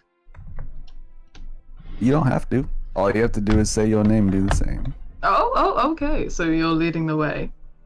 And I just kind of repeat on my own terms. Alright, sounds fair. My name is Emmyth Kendall. Lucy, make an And I insight would check. also like to. Go for it. Yeah, she's telling the truth. Okay. Alright, so now that we have our baseline, now we move on to what could or could not be a lie. You ready? Sure. I was born in a farming village of Klopak. Make an insight check. Oh my god. Ooh. Lucy, are you telling the truth? I am telling the truth. Okay. Okay. So I'll just keep that to myself then, right? Sure. Or at this point, do I? Yeah, you can interpret this however you want. Okay, God. So much pressure.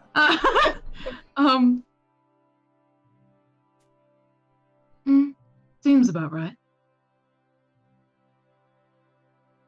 And then, yeah. My turn, I suppose.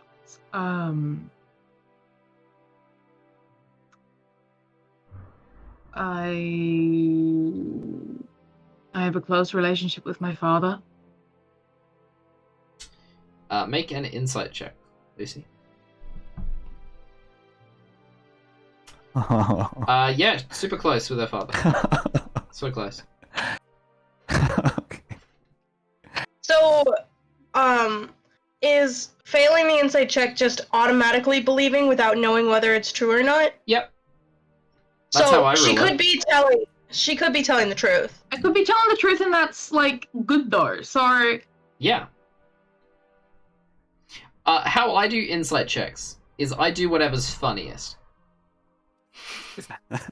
So I will tell the player whatever I think would be most funny. Because I know all. Usually. he does know all. So, yeah. Cool. Yeah, go for it. Okay. Are you ready for the next round? Sure. I lost my hand when I was a soldier here from Markovia. Make an insight check, Emmyth. Alright, alright. Lucy, interpret... What does Emmyth... What would Emmyth gain from a 14? 14, is that considered... What is that considered on the scale? That is a success, but a minor one. Mm. It's a part truth. Is that the right term? Yeah. It's Not partially the whole true. truth, but partially true, yes.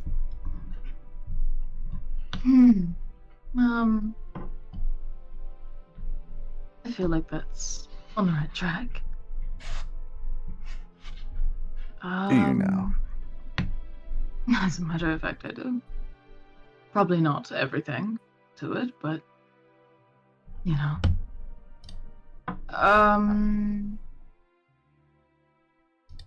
Gosh, let's see. I have a best friend back home that I miss quite a bit. Okay, you may make an insight check. Emmyth, what would Lucy get for 15? Yeah, Emmyth has got some friends back home, so yeah, she's probably telling the truth on that one, that she does have a friend back home.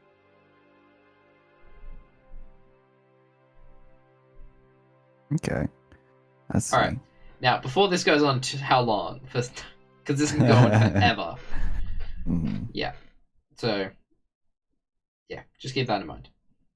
Yeah. So I have one more quest, or I have one more round. That's okay with you? Go on. So my last statement. You don't look so good after the last battle.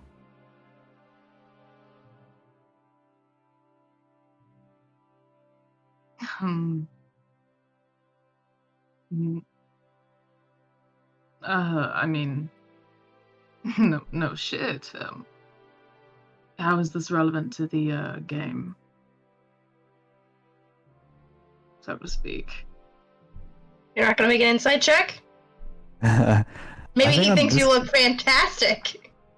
I think in this case, I would make like the insight check on her, no? Or she would have to make like a deception check, maybe? Okay, so wait. So you asked the question, you didn't look so good after the last... He wasn't asking, he was saying it. Like, Okay. he was saying it's one of his truth or lies. Okay. Oh. Oh god, you've thrown a curveball. Basically, he's trying to get the answer out of her. Don't even roll. Just answer... Yeah, I'm not gonna roll. I'm gonna... Yeah. Yeah, to be honest, I did feel like shit. You can't exactly, hide the fact that you are bleeding and unconscious in front of everyone, essentially, so... No, it was not good after that fight. You've been in these situations pretty often? Yeah, quite a few. It usually works out quite well for me, so when it doesn't, it can be a bit jarring. May I do an insight check on that one? Go for it. Emmyth, that's a major success. Yeah, I get down into more dangerous shit than I'd like. And yeah, I do succeed a lot of the time, otherwise I wouldn't be here. So, yeah.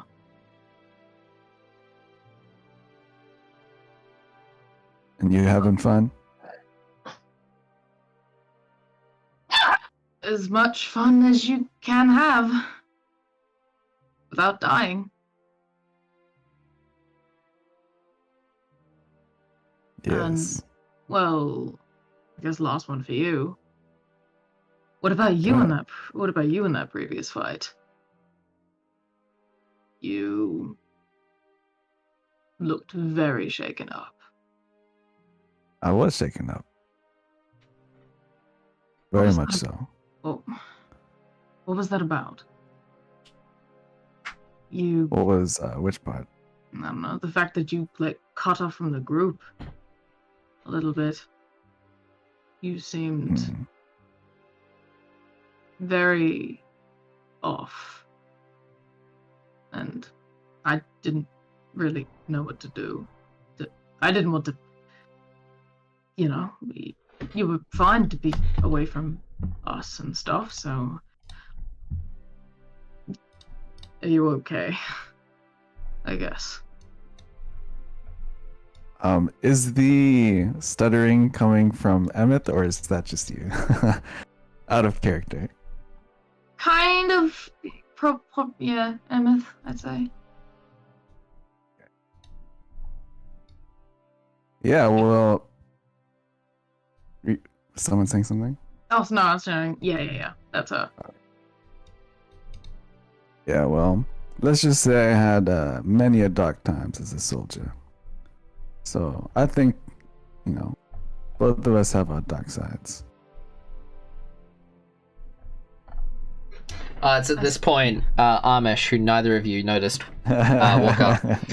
It's like, whoa, this is pretty gnarly, dudes. I had some pretty... no, he's cure diseased himself, so he's fine. Gotcha. He's like, well, there was this one time when I caught this, really gnarly wave. Wait, we need to do it properly, Lucy, look into my eyes, man.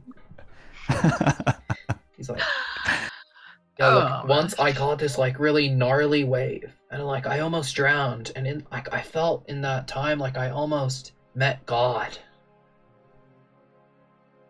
Or, one of the gods, you know what I mean? Oh. Make an I'm just insight check.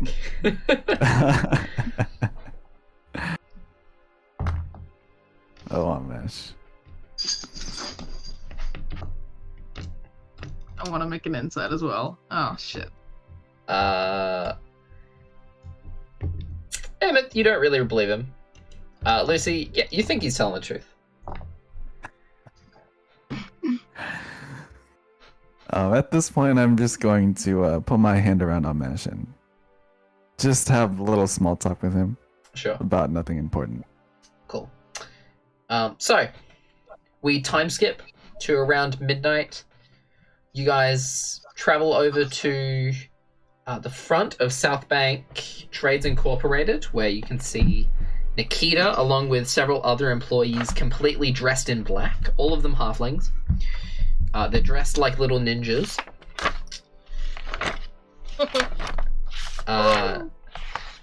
Nikita's like, well, hell, it's nice to see y'all again. Let's get y'all through this border. I rock with the attire. Yeah, well, you know, when you're trying to not get caught by the authorities, sometimes it's nice to blend in with the night itself. Yeah, makes sense. She turns away, begins to walk in a direction. People begin to follow her, and you just hear her softly say, "Yee-haw." Yay-haw. You guys travel in the dead of night, following Nikita south towards the border. You guys travel on a bit of an angle, so you're kind of traveling further east and south at the same time. You come to a long stretch of border. You see that all of them seem to be on lookout. You don't see any guards. You don't see any torches or anything. You see one of the halflings walk over to the ground next to the fence, and you hear them like kind of knock on the ground, and you hear this like hard, like rocky sound, which you wouldn't expect from like a expanse of dirt and grass. You see they knock on the ground, look around. Nikita walks over and begins to she moves her arms in specific ways and basically earthbends this rock out of the ground, which was hiding a tunnel. Whoa. Under the border. Is there a railroad down there? No. You see Nikita waves over to you. She's like, "Follow me," and she jumps into the hole. It's at a bit of an angle, so you guys can kind of walk in. All of you at some point, except for Dante and Eefa, all of you have to duck. The fence is quite high, and you see as Amesh looks down, he looks at his surfboard. He's like, "Oh, I don't think I can get my surfboard through. Maybe let me try this." And he takes his surfboard and like a spear, he chucks it over the border fence. No. He was gonna cut it in half. No. And it lands like 40 feet away, like embedded into the ground, like a javelin. Like a javelin. And he begins to crawl under the tunnel with you guys. You guys travel for about 20 feet before Nikita at the front. You hear the movement of heavy stone as she earthbends a rock out of the ground. And you emerge on the other side of the border. Amesh retrieves his surfboard. And you guys are free to travel south. So, it's what, a 4-day journey? Yes, it's a 4-day journey. Sorry, I didn't mean to cut you off. No, not at all. I'll thank Nikita. Thank you. Hey, that's not a problem, pal. We appreciate it. We won't forget this. Thank you. Well, that's okay. You saved me in that fucking forest. That was scary as shit. So consider the debt paid. Now, I love it when soft-spoken characters just swear out of nowhere and they don't raise their voice or anything. It's just so okay. How about you get out there and you kill him dead? And she slaps you on the ass and walks away. Put me on the arm? Yeah, she slaps you on the ass and walks away. I give her a smile back and a nod of the head. You remember thinking back She has a wife. Yeah, she has a wife, yeah. I don't care. She slapped me on the ass. Yeah. I'm like, oh, nice. Shoot. There is... There is yes, cool. a I found the notes. house. A house. In the middle of our house. House. So, In the middle of the... for the sake of brevity, you guys travel further south, camp for the night at the outskirts of the forest where you once rescued the halflings along with Dante, and travel onwards towards the Pago Fort. Because Dante's not a halfling. Well, yeah, Just a special one. He's a special one. He's special. You're a He's special special. halfling. So, you guys begin to travel south, back towards the Pago Fort. On your journey back, you don't encounter any trouble of any kind. Actually, all of you make perception checks for me. Could this happen every time? Let's just never encounter trouble ever. Okay.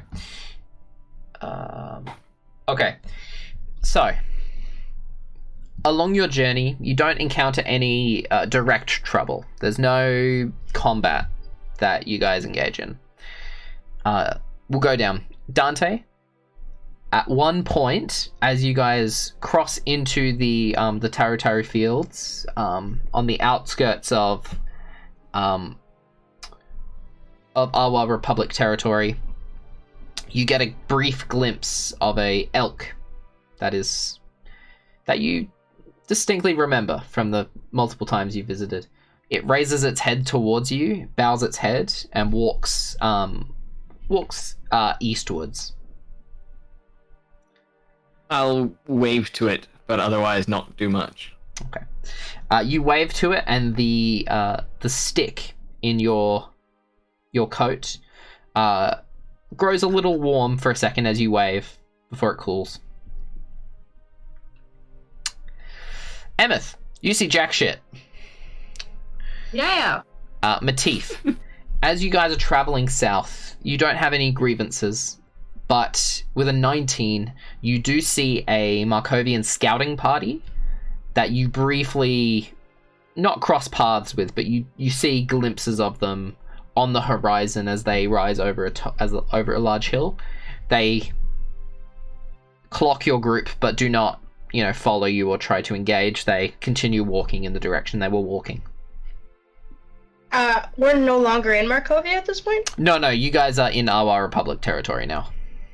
But you do see a scouting party. Okay. Lucy. I'm probably not going to mention it to anybody, just... Yeah, no problems. making notes. Lucy, as you make your way back towards the Pago Fort, you make your way back onto the main road that leads there, and you notice many signs that large groups of people have been making their way down this path. You don't know which direction they're traveling in, but there does look like a lot of movement has been active on this path recently. Like tracks on the ground, or like lots of tracks, long grasses that has been pushed to the side. You don't see like specific tracks. There's been lots of movement, so identifying specific tracks is very hard. But you do notice that there's been lots of movement down this path. okay. So you guys make your way back to the Pago Fort. You see I'll actually change the page on... Oh, do I not have it saved anymore? Oh, shit. Aw, shit. Oh, shit. I think I saved... Alright, give me 3 seconds. I think I saved the picture. But you see the walled city of the Pago Fort rising up in the distance as you guys approach. Nestled close to the coast, you guys see the ocean as you make your way to the top of a large hill, giving you a overview of the Pago Fort. First thing you notice is that the fields of corn that are grown on the outskirts of the Pago Fort have been reduced to ash. A large fire has swept. Yes, dog. I know, crazy. A large fire has swept through this region at some point, and all of their corn, which you guys have passed through, it was near ready for harvesting, all reduced to ash. You see many of the farmhouses have also been destroyed. You see several families in the field trying to, get things out of the rubble. It looks like this fire has, it happened quite a while ago. It doesn't look like it was like yesterday or anything. You don't see any smoke. It looked like they're trying to, recover whatever's left from their homes.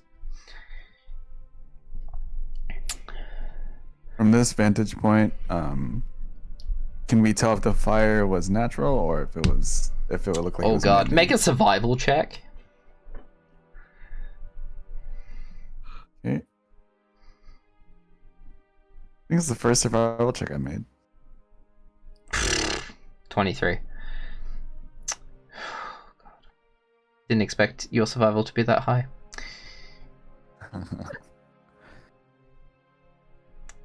With your time in the military, this is standard procedure. This is standard Markovian procedure when trying to limit enemy supplies. They send in a small strike force and set fire to whatever farmland or storage facilities they have. So you're almost 100% certain, knowing what's going on, that this was almost certainly man-made. Ooh. Or Markovian made.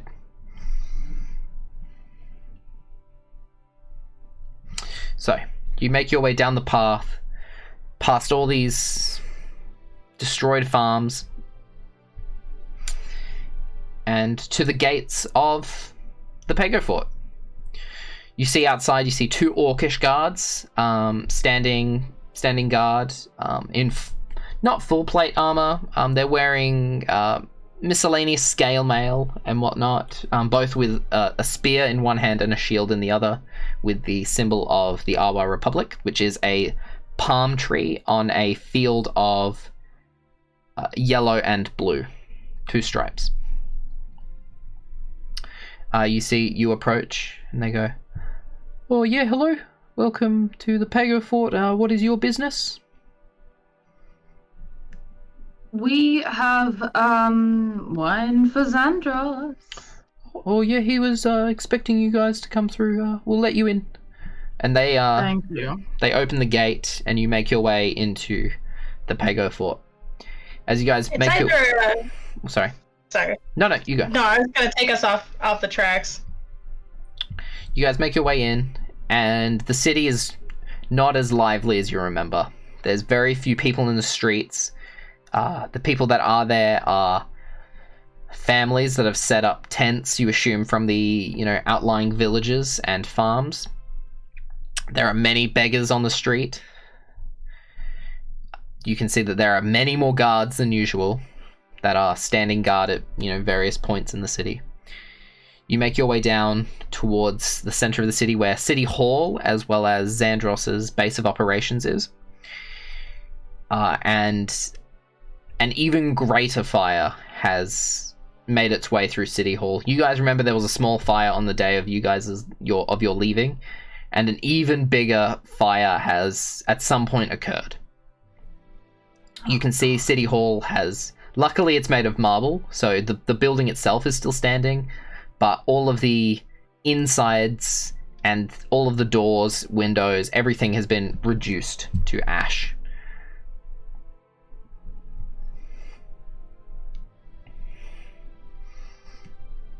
You see that the door to Xandros's building is currently closed, and it is locked.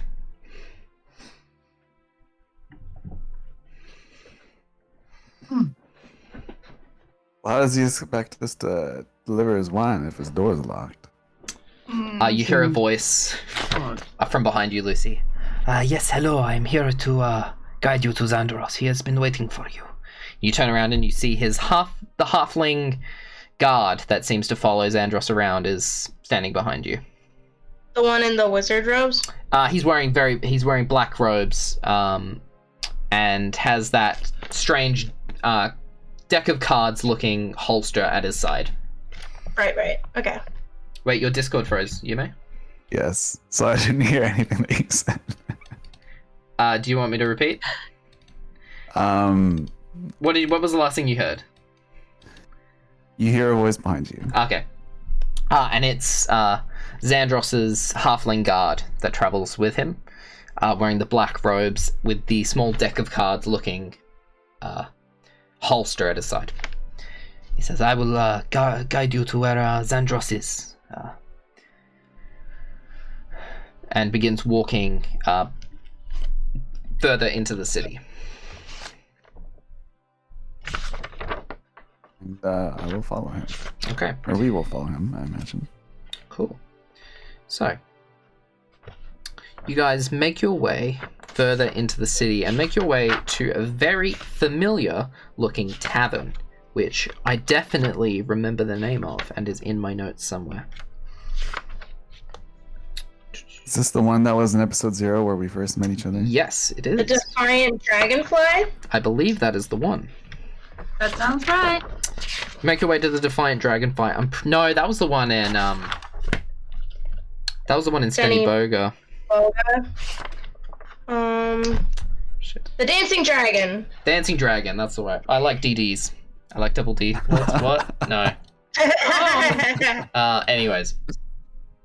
So, you make your way into the Dancing Dragon, where you see Xandros is sitting in the corner of the room with several attendants. You see that there are 2 heavily armored mercenaries, along with another one of those strange halfling fellows, who seems to be standing cross-armed directly behind Xandros. Did we know why halflings like this guy so much? You're not sure why. I'm pretty sure you guys met a halfling individual who told you what they could do. In the forest.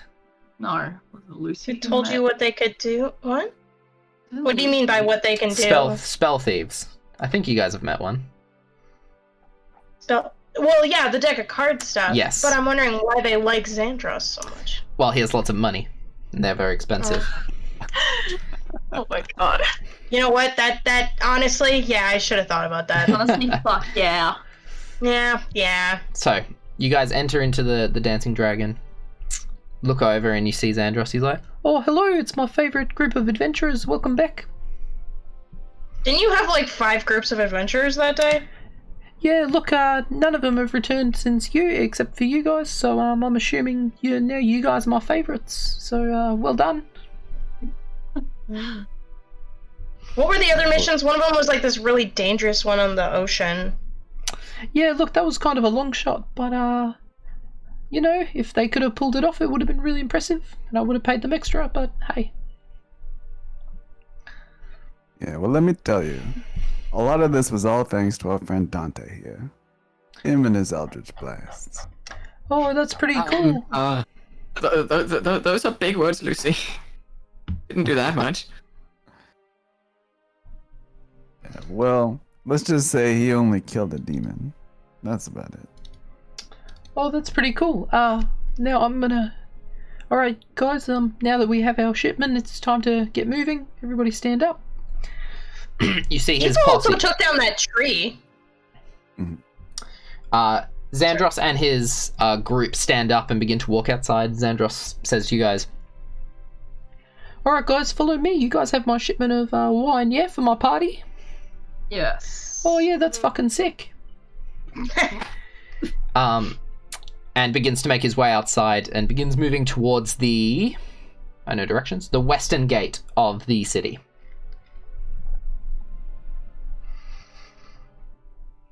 Yeah. Begins walking. He looks over to you, Lucy. Oh yeah, Lucy, I got your letter, man. Nice. Now, I appreciate the offer to, provide some entertainment, but my event's going to be a little bit more bougie than a little relatively unknown bard. Got some more impressive acts lined up, but I appreciate the gumption. Oh my god, I love it so much. Matif must be rolling in this shit. Oh my. Yeah, I'm afraid you're just not quite the what we were looking for at the moment. But maybe if you get a bit more of a following, maybe we'll consider you for the next party. Also, I'm afraid my party won't be taking place here in the Pago Fort. It will be taking place in Liu Pai, which will be my new base of operations. But I appreciate you guys doing the work for me. You guys, I want to clarify, will not be invited to my party. Oh, what? Are you kidding? Yeah, look, it's for very wealthy and famous individuals, which all of you are not. You're famous. Come on. He kind of looks at you and he kind of like squints. We went out the way for alcohol. Come on. At least thought we'd get to drink some of it. Yeah, well, that was your problem. You probably should have tried to get some samples while you were there. No, we did get samples, but besides the point. Which winery did you manage to procure your wine from, by the way? It was the ghost one.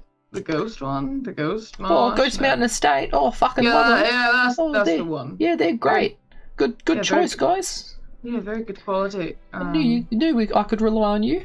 Yeah, I'm sure you'll enjoy that wine at your party.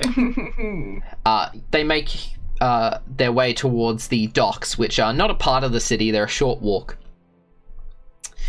Where you see a very large ship is docked, which Xandros is having people move crates of goods onto. Alright guys, do you have the have my wine for me? If you could just put it into this crate here. I love the fact that he's been like, oh yeah, you have my wine for me, right? And looks at us and we don't have a cart or donkeys or anything. And he's like, right? Right? Eefa walks over and she like opens the bag of holding and just spews out all the wine into the crate. Somebody begins organizing them. Matif. Mm-hmm. You look over at the large ship and are immediately struck with fear. You know. Oh no! You know this ship. No! Oh no! Oh no! I would like to rage. I would like to go into a rage. No. Oh my god! Keep going! What's up? Yes. The ship. It's called the Nala. If I'm going to. You see on the side that an old name has been scratched off, which is fairly common with ships, but has been renamed, which has been renamed the Ruby of the East. But you recognize the dark black oak of the ship, Matif. You see the figurehead at the front, which has been beaten by years of combat. And you see, walking on the deck, individuals who you instantly recognize. You've been having nightmares of these people for years. Oh my god. Freely walking aboard the deck, moving crates of goods from the dock onto the deck and below. Said you didn't expect us to go into combat today? Oh no. Yeah, well, since I really appreciate you guys going to get the goods for me, and here's the other half of your payment. Gives you guys the other 1,000 gold. The other 1,000 gold. Ooh. So 100 between us all then, I guess we had. Well, it's a little bit more than that. It's 200 between you all, I believe. Wait, oh shit, 200. Yeah, I knew that. Yeah, I'd throw in a little bit of an extra tip with that one. I don't think I said I would pay you that much, but you know, moving fees and such, I really appreciate you guys traveling all that way. Anyways, thank you. Yeah, so I'm gonna get on my ship now because I'm off to Liu Pai, but I wish you guys all the best. Please don't get caught up in the war. You're probably gonna get killed. So yeah, I'm gonna go now. Have a nice day. And he begins walking onto the deck of the ship. Yeah, go for it. I'd like to ask him about my third letter that I sent him, the most recent one. Yeah, well, sure. Okay, no. You do that. I'm gonna figure out what I'm doing. Okay. Zandros, the last letter that I sent you about that missing person. He looks over at you, locks eyes with you, and he says, "Oh yeah, I don't know who you were mentioning with that one." He turns around and you see on the deck a woman, beautiful woman, silver hair, grey eyes, with a strangely metallic left arm. On the deck of a ship, Zandros walks over to her, whispers something in her ear, and she heads below deck. Matif, to you. Oh yeah. Zandros is a bit of a sussy baka, I think. What the fuck? Oh, it's so hard to think about not thinking, right? Because when something like this happens, like, you go into animal mode, and I'm trying to think of what animal mode would be, because everything I think of is like, oh, well, I gotta do this to make sure I don't do that, and then it's like, no, but it's just the first thought that comes to your head, because impulsivity and all that shit. I just want to strike it with lightning so bad! Yeah, that one scene in Avatar: The Last Airbender where Aang just goes crazy. That's what I was imagining. Oh, it's kind of like that, not gonna lie. What are you doing, Matif? Oh, yeah. I would like to... Oh, fuck. I'm so sorry, guys. This is gonna fuck us over so bad. Oh, no. Go for it, Matif. I would like to strike this boat with lightning and set the fucking mast on fire, please and thank you. So, question. Yes. How long does it take him to do this? Instantly. Does that happen instantly? Instantly. It's not long. You don't have counterspell. You can't do anything. Wait a minute. Whoa. So, Whoa. are you casting... I have counterspell, but I'm not going to stop it. Yeah. Matif, are you casting actual lightning bolt, or are you casting... I'm gonna cast my third level, the highest I fucking have. Okay. My... Third level lightning bolt? I don't have lightning bolt. I took sleet storm. So, I will cast... I'm pretty sure you can have lightning bolt. That's fine. It's been several days, okay. So yeah. If you would like to do that. What the actual fuck? Yes, All right. I would like to do that. Oh yeah. In a blind baby. rage, Matif. So sorry, guys. You raise your wand to cast lightning bolt. You feel the energy gather in the wand, and you see this halfling trailing behind Zandros flip a card, an ace of spades, and you see it begin to crackle with electricity. Oh. You hear them yell, and you see someone from the boat, a man extremely tall, 6'9", walk to the edge of the ship, pulls away his bandana, revealing a third eye and his forehead, and you feel the magic drain from your hand. You feel the magic drain from your being.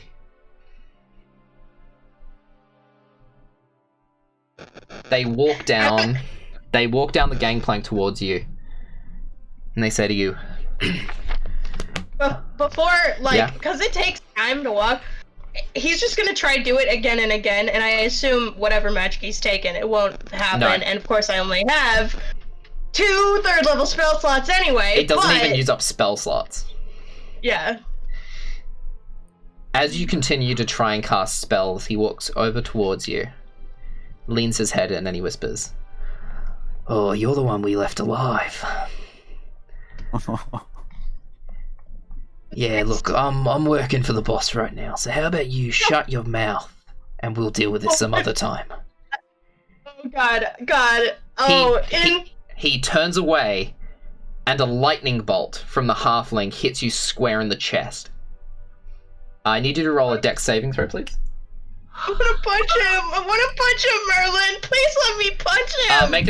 Make a strength attack. Go for it. Make an Oh, unarmed no, strike. it's not Happening. It's not gonna fucking work. But Jesus Christ, I want to punch him so. Oh, that's a saving throw. Oh, my strength is even worse than that. Oh, but. 18. Is that an 18? Yeah. Give me a sec. You can take the 8 if you want, because that is the first one I rolled. But. I need to roll 8d6 here. Give me a sec. Ah. Yeah. Oh, I'm going unconscious, guys. Oh no, wait. Is it lightning damage? It is. I'm immune to lightning damage because of my cloak. Yeah, That is fuck true, it you up, are. Queen. So you would have been dealt. Let's fucking go. You would have been dealt 26 points of lightning damage, Holy reduced to fucking nothing Lord. because of your cloak, which it just absorbs. And I deck him. As you throw the punch, he turns around and he casts a shield, your hand bouncing off. Yeah, don't make me look bad in front of the boss, alright? We'll deal with this later. And he walks up the gangplank, yells towards the people below. They rush onto the ship and set sail. And that's where we're going to end tonight. No! Wait. Can I have one last line? Please, Sure, please, go please. for it. Please. Go for it. Okay, wait. I had it. Give me 1 sec. I'm gonna find it again. I Go swear for to it. God. Find it.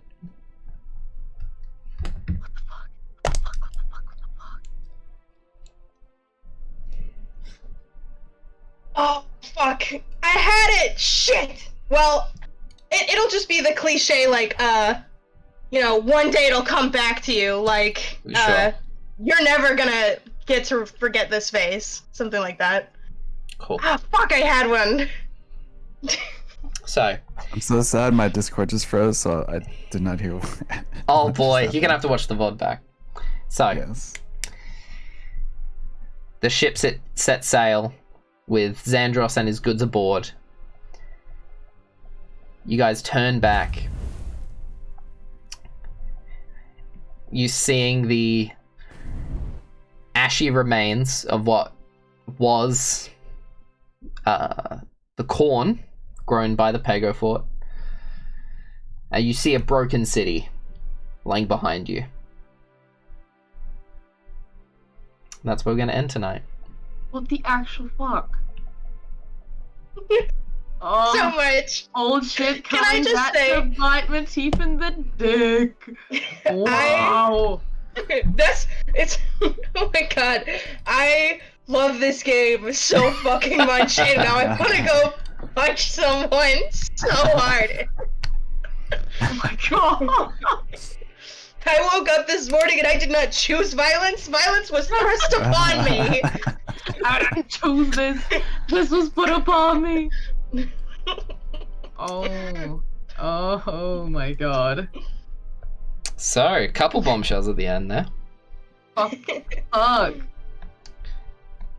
That was a very interesting last. I'm so sad that I missed that last part, but Okay, so when did you cut out? What was the last thing you heard? Yeah. so struck by lightning, but had resistance to lightning. Yeah. And that's where I got Immune cut to off. lightning. Okay. Immune to lightning. I don't think you really missed much after that. I tried to punch him and he threw up a shield like a coward. Yeah. And he was like, I mean, I would have done the same thing. And then make he's me look bad in front of the boss. Kind of. don't make me look bad in front of the boss. Except with an Aussie accent Yeah. instead of. Yeah, don't make me look bad in front of the boss. Oh my god, Aussie Mafia voice. Aussie is Mafia. Lit. Yeah, that's how the Aussie Mafia sounded. Fuck yeah. We So- don't have a mafia, do we?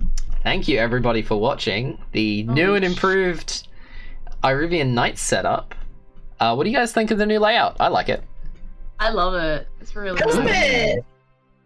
It looks like our path is written in the stars. Well, Wow, there's been man. lots of talks of Wow. prophecy and whatnot in the last few episodes, so I thought, hey, let's make it a little bit more spacey. Prophesical. Prophesical. Yeah, that's a word. So, Real words. thank you Real everybody for words. watching. We will be back. Oh gosh, maybe Monday for Mini Makers, where we're going to be building Warhammer and or Gundams. I might be back with Pastel if she's available. Yes. Yes. Yes. Our episode Got it. for next week of The Other Side will be... It might be on a different day. We're going to have to... Schedules are going to get crazy at the moment because of real life. But look forward to our next episode of The Other Side, which will feature lovely little Dante here. WyndhamVossler. WyndhamVossler. WyndhamVossler. Where they'll be discussing the game and little Dante. Yeah, I'm sorry, guys. I live for cliffhangers, man. I hate you. I love it. Why can't we talk about it, Ellie? Well, we'll talk fast about it forward to off. next Saturday. I wish that's how it worked. Yeah. So, I think that concludes the Journey to Vinograd arc, as you guys return back to the Pago Fort. What the fuck? Like... And I think... We made an achievement. We did the thing. And next, it'll depend on you guys, but either you guys are going to be defending the Pago Fort or you guys are going to be fucking getting the hell out of there. So, let's see what you guys What if we choose just to do. loot it with the Markovians? Sure. Say lewd like an L-E-W. No, like. Oh. Yeah, let's do that. Oh, thank you, Scarlet Begonius. Oh. Thank you for the sub. Wow! Thank you. Scarlet, you legend!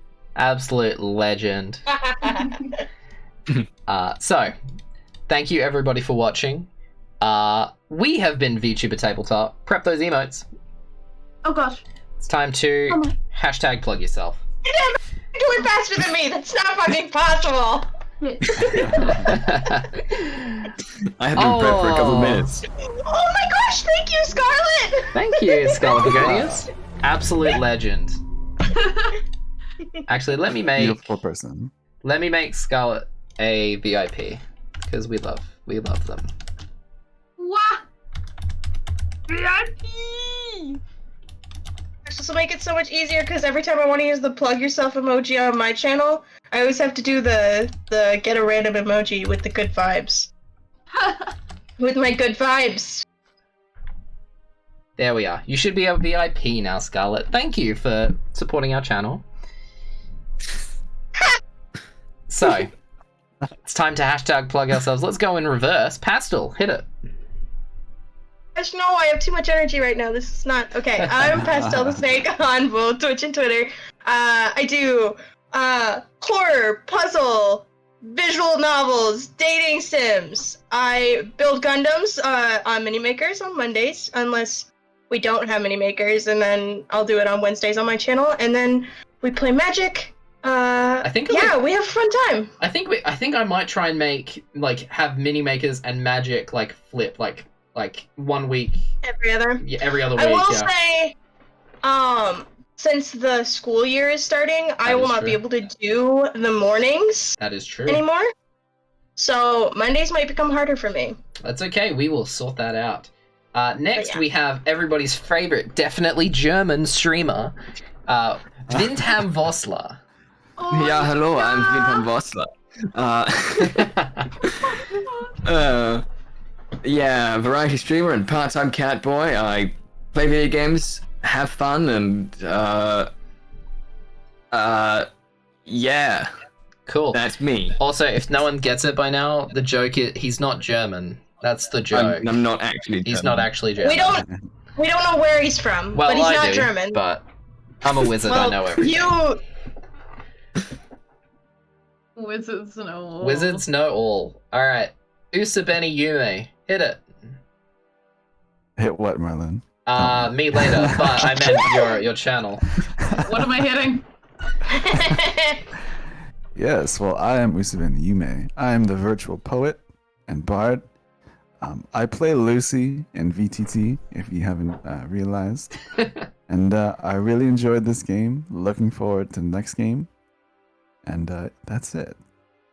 Amazing. And Astrid.